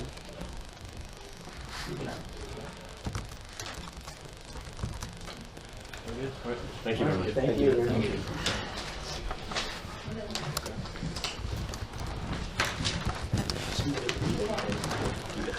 I'm Sarah. I'm a second year. I use she, her, and hers. I was at a cast majors meeting a couple weeks ago. Oberlin was there, and we were discussing a lot of student demands that have been talked about in the last couple of years that are really important and have kind of fallen to the wayside because of student turnover, and there's no body that's implementing these demands on an institutional level. And it was actually after that meeting that we both decided to run separately, but it was kind of, that got me thinking about the fact that there is a huge lack of follow-through at Oberlin in terms of these really important ideas that we're having on how to make Oberlin the Oberlin we want to go to and the Oberlin that we chose to go to that isn't being implemented institutionally. So that's why I decided to run, and now I guess continue to run for this position. And I think for me, why I think I'm a strong candidate for this and why I'm qualified, before I came to Oberlin, I took a gap year, and I was elected to represent a nonprofit that I was really involved with in throughout high school. And one of my most important jobs was representing the 40,000 students in the organization on the Board of Trustees. So I was one of the only student voices in the room. I got to be a part of developing a 5-year strategic plan, including what our goals were, the strategies, the metrics, how we were going to implement that. And I think that really helped open my eyes to the kind of work that goes on in a room with a lot of really powerful people who often discount the views of young people and what it means to demand a presence in that room. I know I don't speak for everyone at Oberlin. I'm not going to pretend that I do, but I know that I'm committed to, if I am appointed to this position, to using that space and that privilege to hopefully be accessible and approachable by a lot of students, and making sure that their demands are heard, whatever they might be, and working with students from across campus. And I know you're going to ask this, so I have read the strategic plan. This is good. I think that a lot of it is really important. It was made 10 years ago, and I think that a lot of it is still really relevant, which to me says there's a lack of accountability because it hasn't happened yet. And what my issue with the strategic plan as it reads today is that there's no metrics for how to see if these strategies and these visions are actually being implemented. So I think that needs to be developed so that we can have an accountability process. Students can know what the Board of Trustees, what the Strategic Planning Committee is actually doing to meet these demands and bring us closer to that overall vision over the next 10 years, however we decide to define that. And particular areas of interest that I'm interested in. I am also interested in financial aid and admissions and accessibility, not just for students of color and first-generation college students, but also through the DREAM Act, undocumented students. I'm also interested in working a lot with Oberlin as a community and bridging the gap between the college and the town. I was really lucky to be a part of Professor Carol Esser's Oberlin History as American History class last semester. If you're not familiar with it, we work with high school students from Oberlin High School to do a long-term research project. And so I was really lucky to work with two awesome Oberlin High School students and learn about the ways that the community and the college are divided and the ways that they can be brought together. And I think creating more institutionalized opportunities like that, especially through education. Also, I think mandatory sensitivity training for all faculty and students is really important, and that's a demand that I've heard countless times over the years. I don't understand why it hasn't happened yet. And also I was talking to, I know in the strategic plan from 2005, it addresses the lack of professors of color and especially women of color, and I don't understand why. I was talking to a friend actually about why this is still an issue, and in a lot of cases in different departments, like for example, I know in the economics department, the conference where they go to meet all the new professors happens in January. And then these professors go out to all these different schools, and Oberlin doesn't bring them because we're on winter term. So we miss the chance to get all of these really qualified professors, especially women of color and just other professors of color. And so I think there's a lot of root causes that if we looked at, we could develop ways of dealing with them so that it's not an issue anymore. Things like that. What else am I interested in? Yeah, I don't know. Do you have any other questions? Yeah. I'm gonna, I guess, your thoughts on more of the financial side. So to go back to the last, the 2005 strategic plan, as has been mentioned before, it's like it says Oberlin's most critical financial priority must be to realize more net tuition revenue per student, and then under that it gives two main points of how to do that. Which is retain the same number of full pay students, so students who pay full tuition, and gradually lower the institutional discount rate. Can you elaborate what your thoughts on that financial plan and how you think that will carry over to the next strategic plan? Definitely. I will admit I am not so familiar with what discount rates and all of that means, and I would have to do a lot more research on that, but I think I learned quickly and would be able to do that. But I do think, I know in the strategic plan it says lowering the number of students who are admitted. I think Oberlin has an admission yield problem where I think we over-admit a lot of students. So I don't know exactly how economically that figures into the revenue, but I think definitely, developing a plan to ensure that we're admitting the right number of students so that we're not having to provide more services than we can afford. Also, in terms of other ways to increase revenue, that I was thinking about is a lot of the energy that is consumed here and wasted here. I know that we were actually talking about, a few of you are in my public policy class, we were talking about the shower heads and how much water is wasted and how much money is spent on water consumption every year that doesn't need to be spent if we just replaced the shower heads. I know in my dorm we have a toilet that runs constantly, even though a work order has been put into it over and over again, a shower that is dripping nonstop. I think things like that. I don't know if this answers your question, but ways to boost revenue.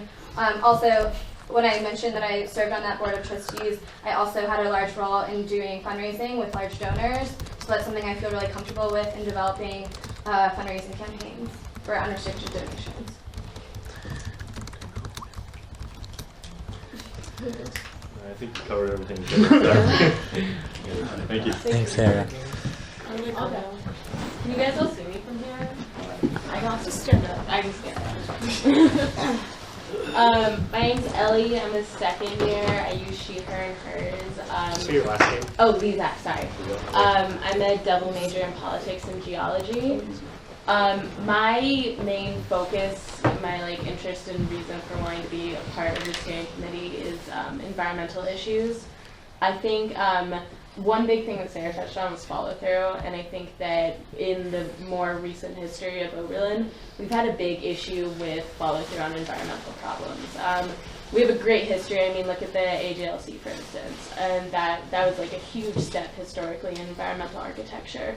But then in the past few years, Oberlin was one of the first institutions of our stature to commit to the American College and University's President's Climate Commitment, which was essentially saying that we are committing to be carbon neutral by 2025, which is a date that has been pushed back. We have also committed by 2020 to 40% real food, but there aren't too many steps being taken towards that, and we're at 20% now, but we've got a long ways to go. And I think that Oberlin is at a point right now where all of these commitments are made and no steps are being taken to actually advance those and implement them. And we have a student body that, from what I see, is very environmentally focused, very forward-thinking, and I think a big problem that we have right now is that we have an institution that doesn't align its standards with the student body. And that's really something that I want to see happen on the steering committee. Over winter term, I did an internship with an environmental nonprofit in Portland, Oregon called Sustainable Northwest. And I was able to help design a budget for a workshop series that's being implemented this summer and help design that. And I feel like through doing that, I got some experience with kind of seeing how finance and things like this work. And of course, it's not a direct correlation, but it did give me a little bit of experience in that regard. And on campus, I try and do a lot of stuff for environmental stewardship. I'm currently working on a fossil fuel divestment campaign with Hayden, who just left the room. But I'm also the co-president of the Outings Club and currently organizing hopefully 7 to 10 student-led trips across the country for spring break. I also work in Denny Hubbard's geology lab studying coral reefs, and I work at the climbing wall as well, and am on the environmental committee for the student union board. So I feel like I have a lot of connections around campus and this stuff. I'm really motivated to do the hard work, and the steering committee is really an incredible experience to help make sure that the Oberlin administration is really listening to the students and that it does start to follow through on these commitments. Oh, and sorry, same your question. Yeah. I actually haven't read it recently.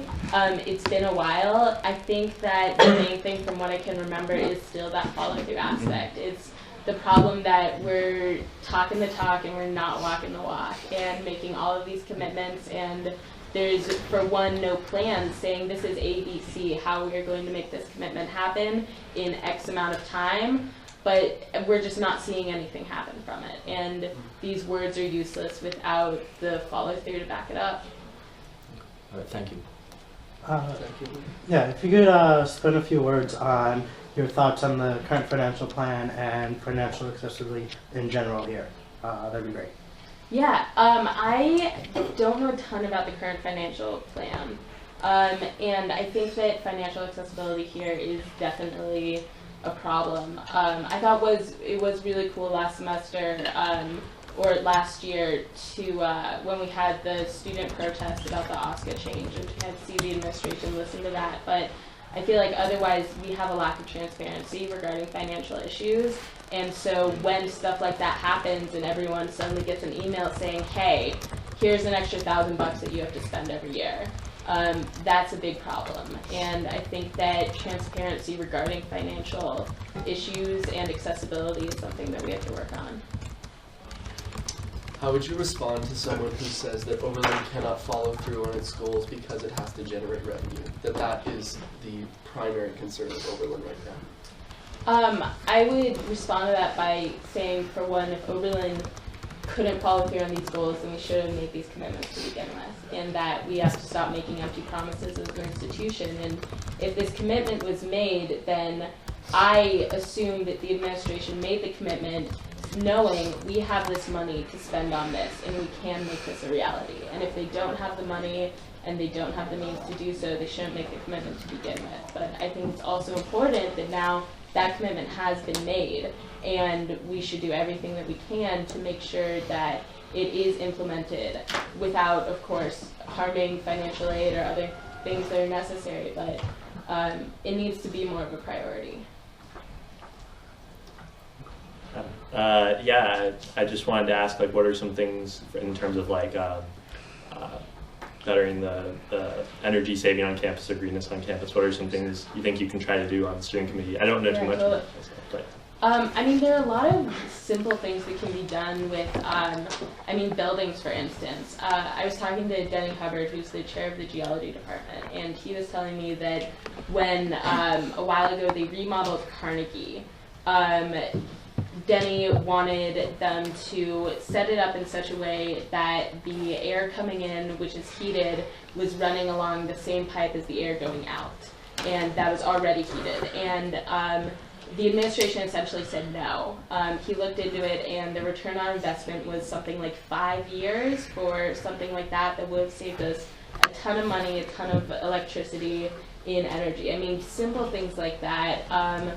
The things, again, like Sarah was talking about, with like the faucets and with the toilets and the little things on campus, but also more importantly, just following through with these commitments. I mean, fossil fuel divestment is another thing that I've been working on lately that we're hoping to bring to the board somewhat soon, or soon in the near future. And anything from the little things like that to the big things, and just getting the campus excited about this, making sure the campus knows that we made a commitment to be carbon neutral by 2025, and that we made this commitment to have 40% real food. Thank you. Thank you. Thanks, guys. Before we continue, procedural question. There was some confusion around the table. Are people outside of Senate allowed to ask questions? Yeah. Yes? I mean, I think this is a student body decision, so if anyone's here. Okay. All right. Still just have to watch time. Yeah. I know we're about 10 minutes each. Hey. It's gonna be a while.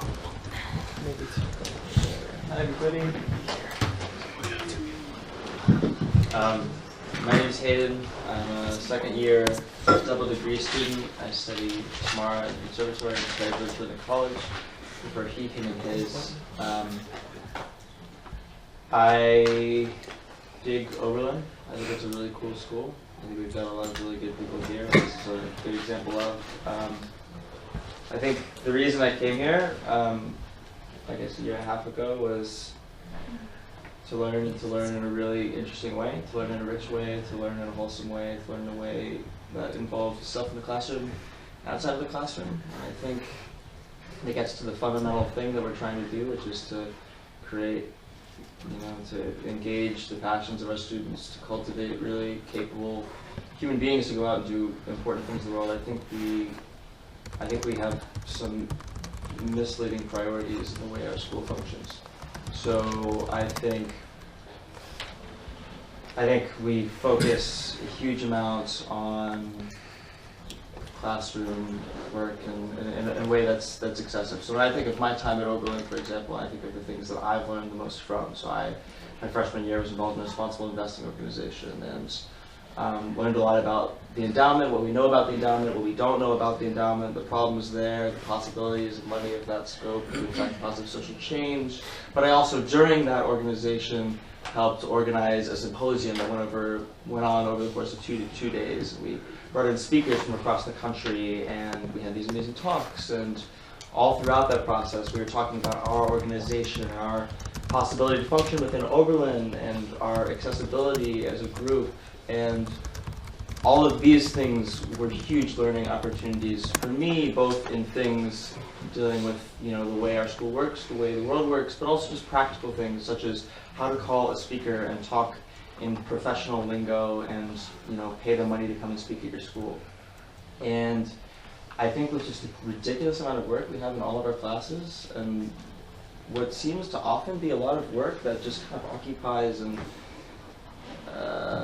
almost superfluous space, we're not given the time both to tend to our own needs as individuals, because we're going to learn best when we're in a situation where we're, you know, not anxious, when we're taking care of ourselves, and when we're on a healthy campus community. So I think the biggest thing for me, and it's also something that manifests itself in a lot of different places, of course, but the biggest thing for me is trying to adjust the school and the way we operate such that we're emphasizing learning and learning in real ways, and not just learning in the classroom.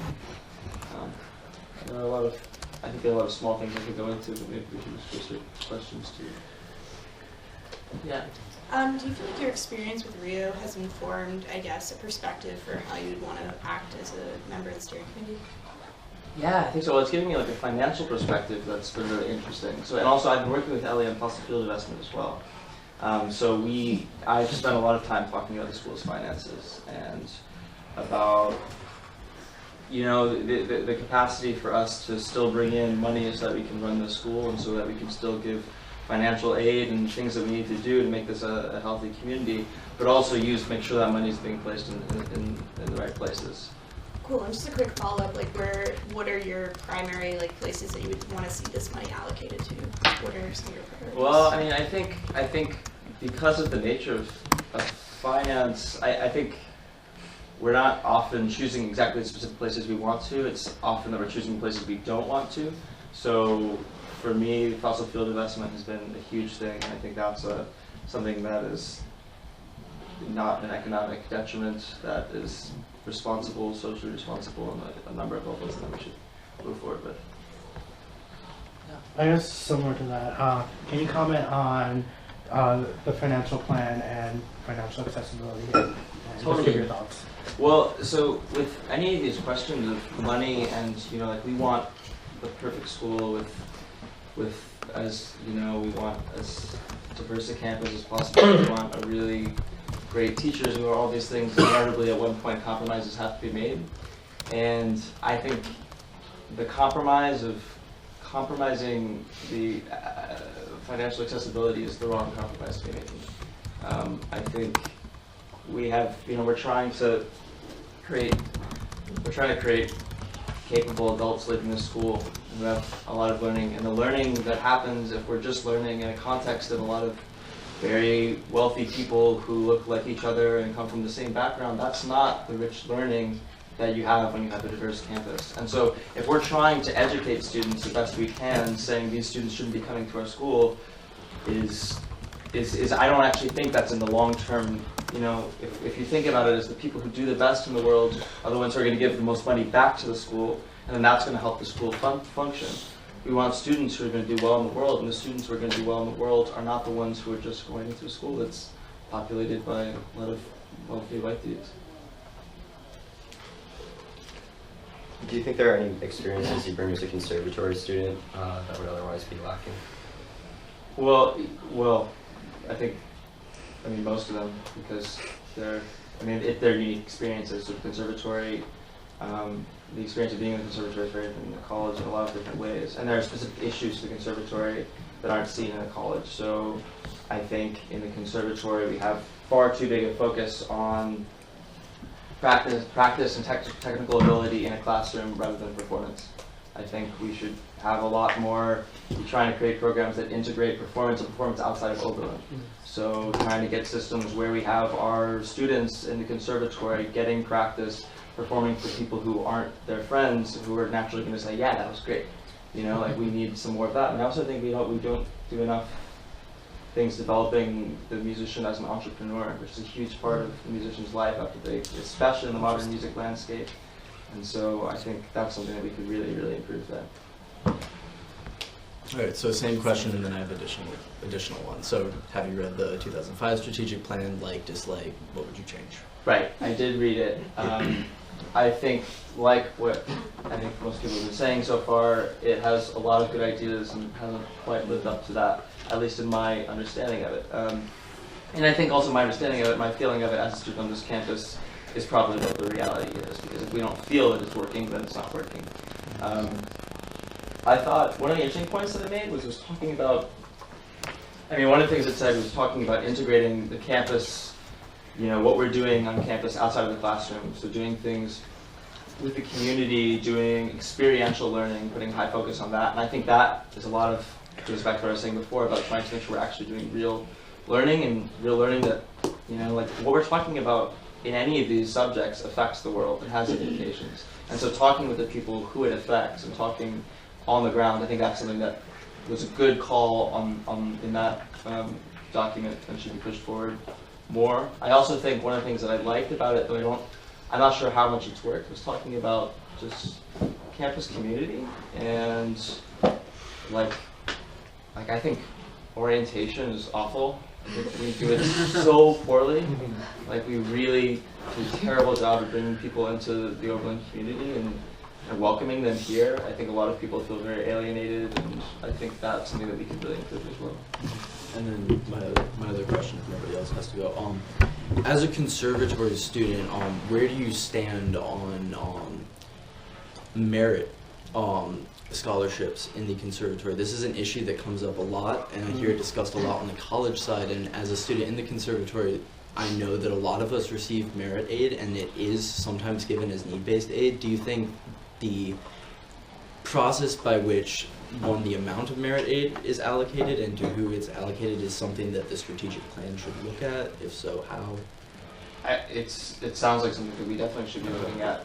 It sounds like it directly implicates, who's coming into our conservatory. Our conservatory is nothing but the people who, you know, study here. So that's a huge thing, and I think diversity of the conservatory is also a huge issue, both in faculty as well as the students. So I haven't personally looked at that issue in great detail.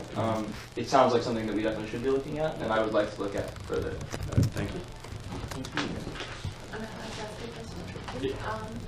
You mentioned a lot about real learning experiences, and so far there are a few platforms.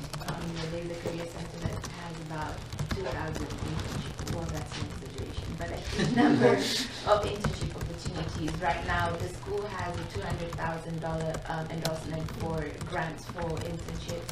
I know about like the student, the entrepreneurship startup capital thing that the school also does. And so, what other forms of real learning platforms are you talking about generally?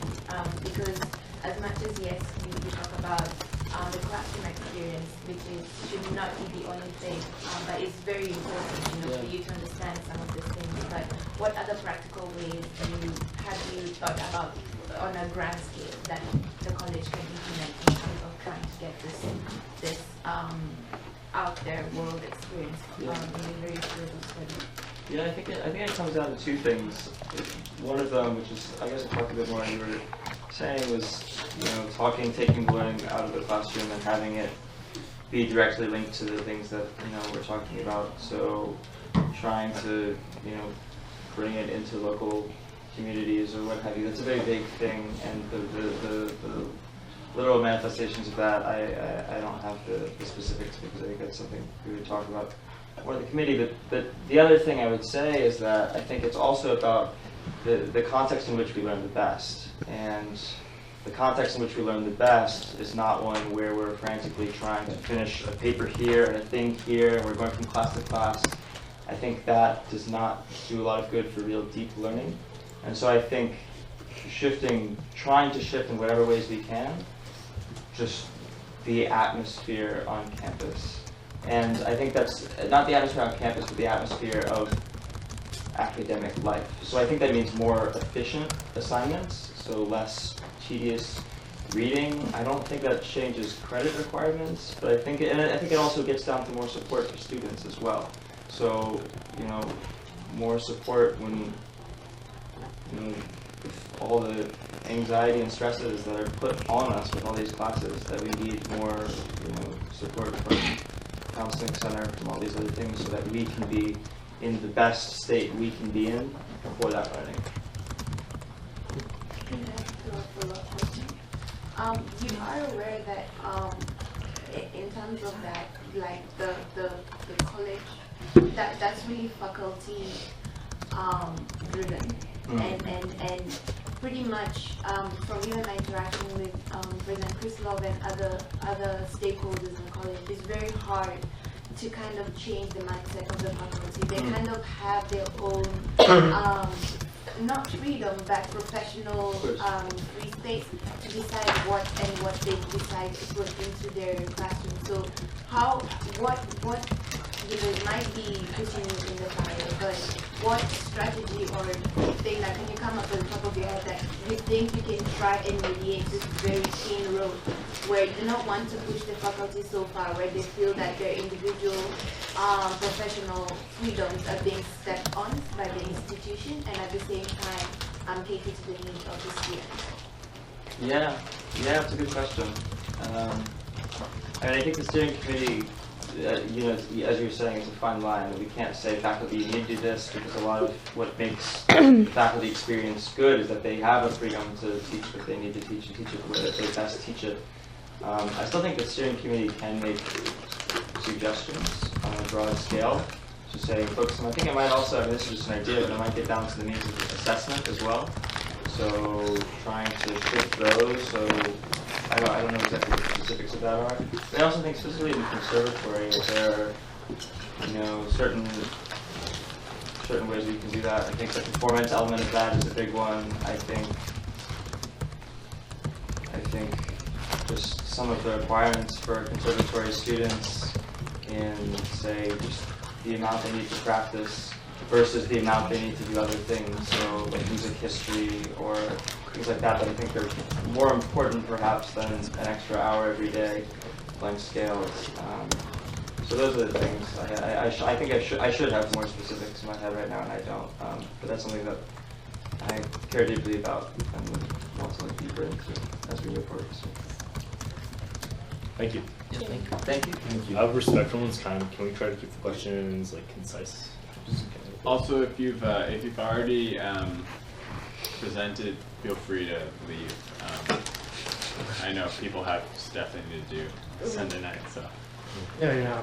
I mean, let them know when they'll know. Yeah, we'll email you by the end of the night. It's just this discussion may take literally hours, so you know you don't have that time. I mean, if you want to say, you can say it. There's one more person, right? Thank you. Okay, whoever wants to go. Let's do it after them. Hi, I'm Benjamin. I'm a second year, like he and his. I think one of the main reasons why I really wanted to run for this is last semester when I first kind of became aware of the steering committee and what it did, and trying to just going to these meetings where you would ask questions and try to figure out, especially with what they're tasked with doing, that really has a huge impact on future students and what the future direction of this school is, and going to these meetings where it was hard to get any sense of what was going on. They couldn't really tell you what they were discussing, and also the fact that there were only 3 students on there was, like, frankly kind of disturbing. They're supposed to be representing 3,000 students, and the decisions that the steering committee makes kind of affect students, like, first and foremost. That's kind of what, and the fact there were only 3 was, it was not a, it was disturbing. So I think just and I think it's just, for me, one thing that I think a lot about as a low-income student is just financial accessibility at this college, and you know, it's already just, I think, been such a struggle being here, and you know, I think that's something that I really want to work with the steering committees, ensuring, you know, we make this place as accessible as possible. And I mean, 'cause it's just day to day here, you know, as a low income student, it's so difficult sometimes to, you know, focus on your schoolwork when, you know, you're expected, you know, you have to work 20 some hours a week, you know, you have a lot of these other things which you can't devote 100% of your attention on your studies. You're constantly having to worry about, you know, can you pay your next term bill, can you do this?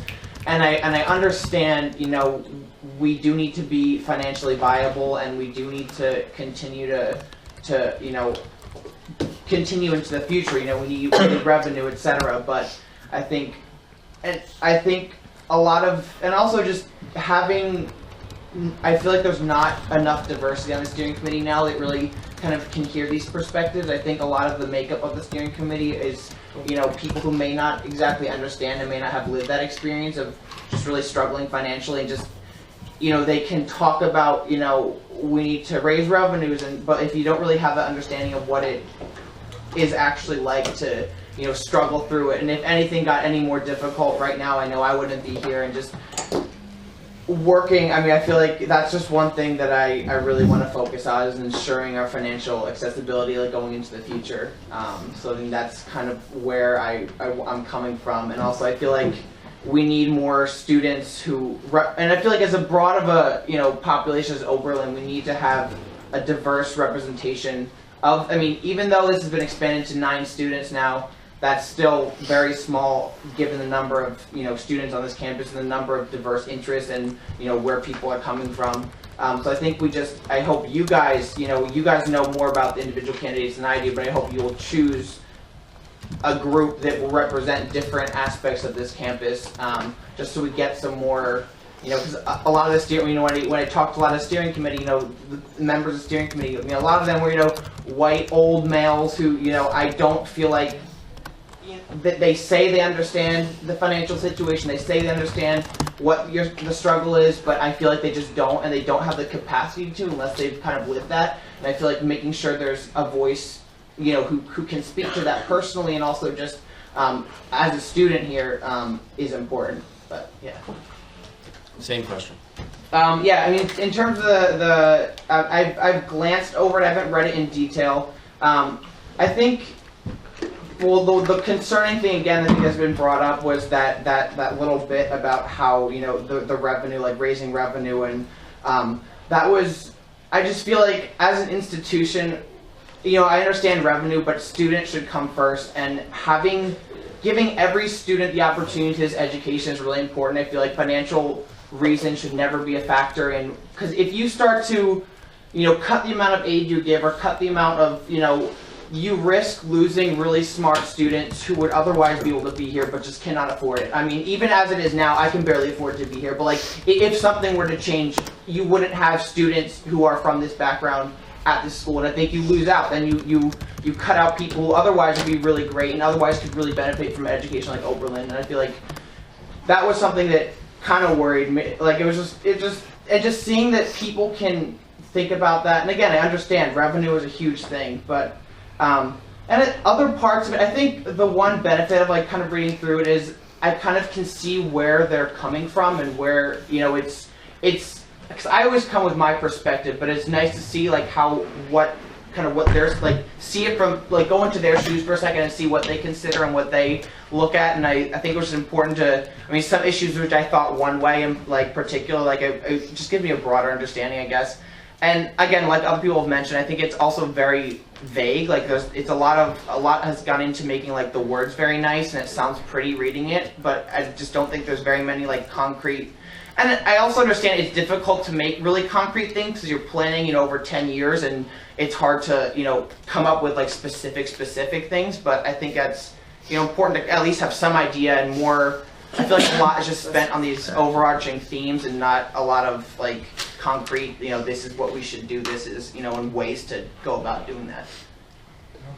Yeah, I guess my question is, how would you, if you were on the strategic planning subcommittee, how would you get the, trustee members, like, et cetera, to, I guess, see things from your point of view as like a low-income student? Because like the reality of Oberlin is that like while the prospect of paying $64,000 for school is an annoyance, like it's still perfectly doable for like a lot of families. They may not want to do it, but they still can. And like, you're in a position where it's like, that's unfortunately not like what you can do. So how do you see yourself being able to be like, hey, person who's in this position, can you please see where I'm coming from and talk a little bit less about revenues and talk a little bit more about my right to an education? Right. Well, I think just one thing that is beneficial, I guess, for my situation is like I've lived the experience and just being able to tell my personal story, how I'm working 24 hours a week, I have the maximum number of loans, and they still, and also another thing that's been really frustrating is going for my freshman year, I got this one package, and then this year they reduced my financial aid, even though my parents made less income and they got a divorce in 2 separate households, which made it just the income, even was the same, was more difficult. And they reduced my financial aid, and I've also talked to some upperclassmen who it's gotten worse every year. And I've considered transferring because I can't be stuck here senior year when they completely, if it happens next year and they cut it even more, it's not really an option to transfer anymore at that point. You're kind of stuck here, and then what do you do? And I think just having them hear just a real experience, like it's very easy to get stuck in these abstract, ideas of like, this is what happens and this is what happens, but just kind of making it real for them and be like, this is this is what's happening, and if you make it worse, it's not gonna, like, I can't physically work more and still be a student. I can't physically take out loans. I'm maxed out. I can't. What do you want me to do to, if you make this financial situation worse, how do you expect to keep students like me here?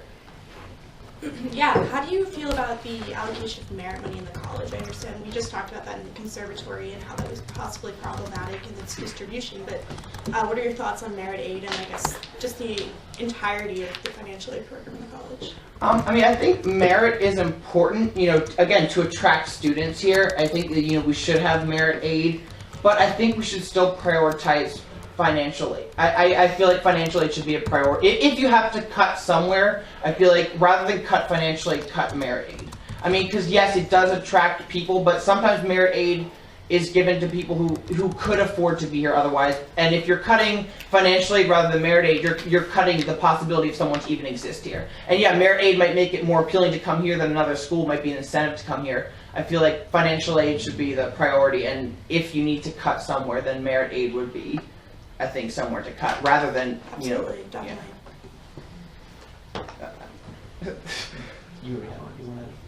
Because have you spoken yet? No. Oh, So, okay. We just concentrate. You were involved in the Bonner Center, right? Mm-hmm. Do you feel like there's any experience that you could take from there, maybe get applicable to the committee, or that you could get the Bonner Center involved, maybe with trustees? Sensitivity training has been a major concern with the trustees. Do you feel like there's anything you could do there? Yeah, in terms of the Bonner Center, it's a great program, and I think it gives like opportunities for lower income students to engage in community service and also not have to sacrifice. Because at least for me, that's been a great experience. Because I'd love to do community service, but if I didn't have something like the Bonner Scholarship, I can't afford to just do free work. I can't afford to volunteer somewhere because I need every penny I can to pay my bill. And so the Bonner Scholarship has made it possible to engage in your community and also be able to afford to do that rather than have to work at another job that pays an hour, whatever. It gives that. And I think right now, it's limited to, I think, 15 students a year because it's funded through the Bonner Foundation, which is an outside foundation. But I know other schools have actually incorporated the Bonner program into their school and the school has actually funded it, because I think right now it's not funded by the school.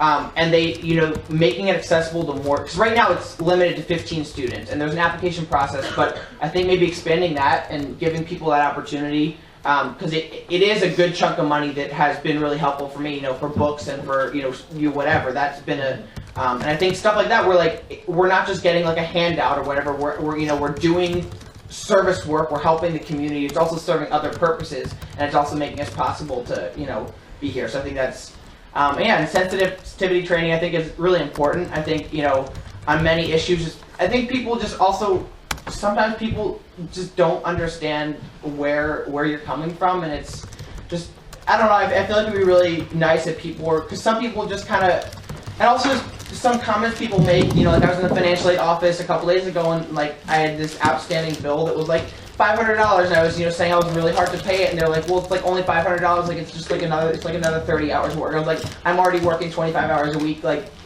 even though in your eyes it doesn't seem like a lot of money, like that is, I can't, just doesn't appear from nowhere, and like, I can't just go out and, you know, ask my parents to, you know, loan me some, like, there's stuff like that where it's like little things that seem to a lot of people like they're nothing are like a huge deal, and just like having people understand that I think is really important. Thank you so much. Thank you. And last but not least. Okay. I'm trying to go quick. I'm Avalon. I'm a third year. I like she, her, and hers. Can you give your last name? Sorry. McKee. Avalon McKee. And so you can see from my bio that like mental health advocacy is my jam here. Like that's what I do. That's what I'm really passionate about is the well-being of students and how providing support resources so that students can like be resilient from the stressors that we experience here. How providing those like makes your classes a fulfilling experience. And I think in the 2005 strategic plan, a lot of the problems I saw were first that there's like one tiny clause where they say we want to promote the psychological well-being of students, and there's like no expansion on that at all. And another problem with that, like 10-page document, is that they're using a lot of buzzwords like we want to have diversity and we want to have academic excellence, and like what does that mean, and who is that like really like reflecting? And so apart from the strategic plan, there's like a working group reports. So there were like 6 working groups last time that they did the strategic plan. And that's where a lot of the like specific like initiatives that people were talking about were absent were reflected. But what happened is those like specific initiatives didn't have the accountability, and they didn't have like in 3 years we need to reflect on this. Is this being done? Is it not? So there's a lot of ideas that like they were trying to predict what would happen in 10 years, but it's hard to. So I think one thing that I was just brainstorming while I was sitting there is that in addition to the strategic plan, we need to like be not doing things just in 10-year increments, but like having this being a living thing and like ongoing process. So that's a major thing. I think in terms of like what I would bring to steering committee, I am an Oberlin resident. I've lived here for 20 years, so like I grew up in this community. I know a lot about what is going on in the town, what the town thinks of the college, like how that kind of comes into play in these interactions. I also like work in a lot of different places in the college that lets me see experiences from different people. So like I work at the student info desk a lot. You can pretty much always see me there. And I've also worked in like the library, and I know people from admissions, being a community member, like they're my parents' friends. And so kind of forming like personal relationships with those staff members, I think is also really important, and seeing how being a community member, knowing staff members, knowing faculty members who are like my high school friends' parents, and also being a student, like really, really caring about students having that fulfilling experience, seeing how those all come into play together, I think would be really helpful in forming like genuine relationships with people on the steering committee, and working to like really get everyone on the same page and interested in moving forward together, and like having all these different communities that make up like the college happy with the Oberlin atmosphere. So, yeah. Avalon answered my question. So.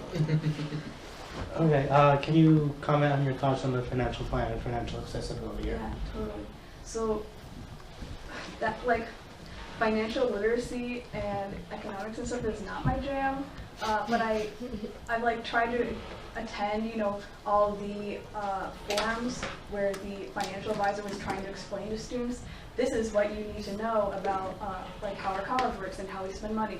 And I feel like even sitting on those, I wasn't like understanding what was happening. And if it's only like the financial advisors and these people who are like really economically literate and like that jargon, if they're the only ones thinking about this and like kind of understanding what the possibilities are, we're not gonna be able to think outside the box of like what the possibilities are to increase accessibility.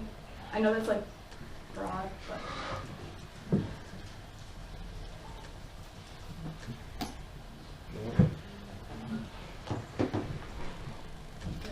Okay, thank you.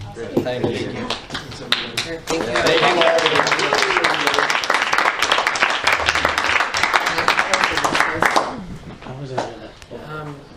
Yeah, we're okay with that. What? Can we propose a recess of 5 minutes? Yes. Yes. What's coming after? I'm so happy Jake has in the building. Are you guys doing decisions on this after that? I think so. So I should like go or I something. mean, you can come back again. What? If we're gonna make the decision. Say that again? I can't hear what you're saying. I'm just sorry. saying, like, when we come back from recess, because I don't know if you want to do it. Oh wait, I think you should say how we're going to talk about the process. How we're going to do it. You should say something. Okay,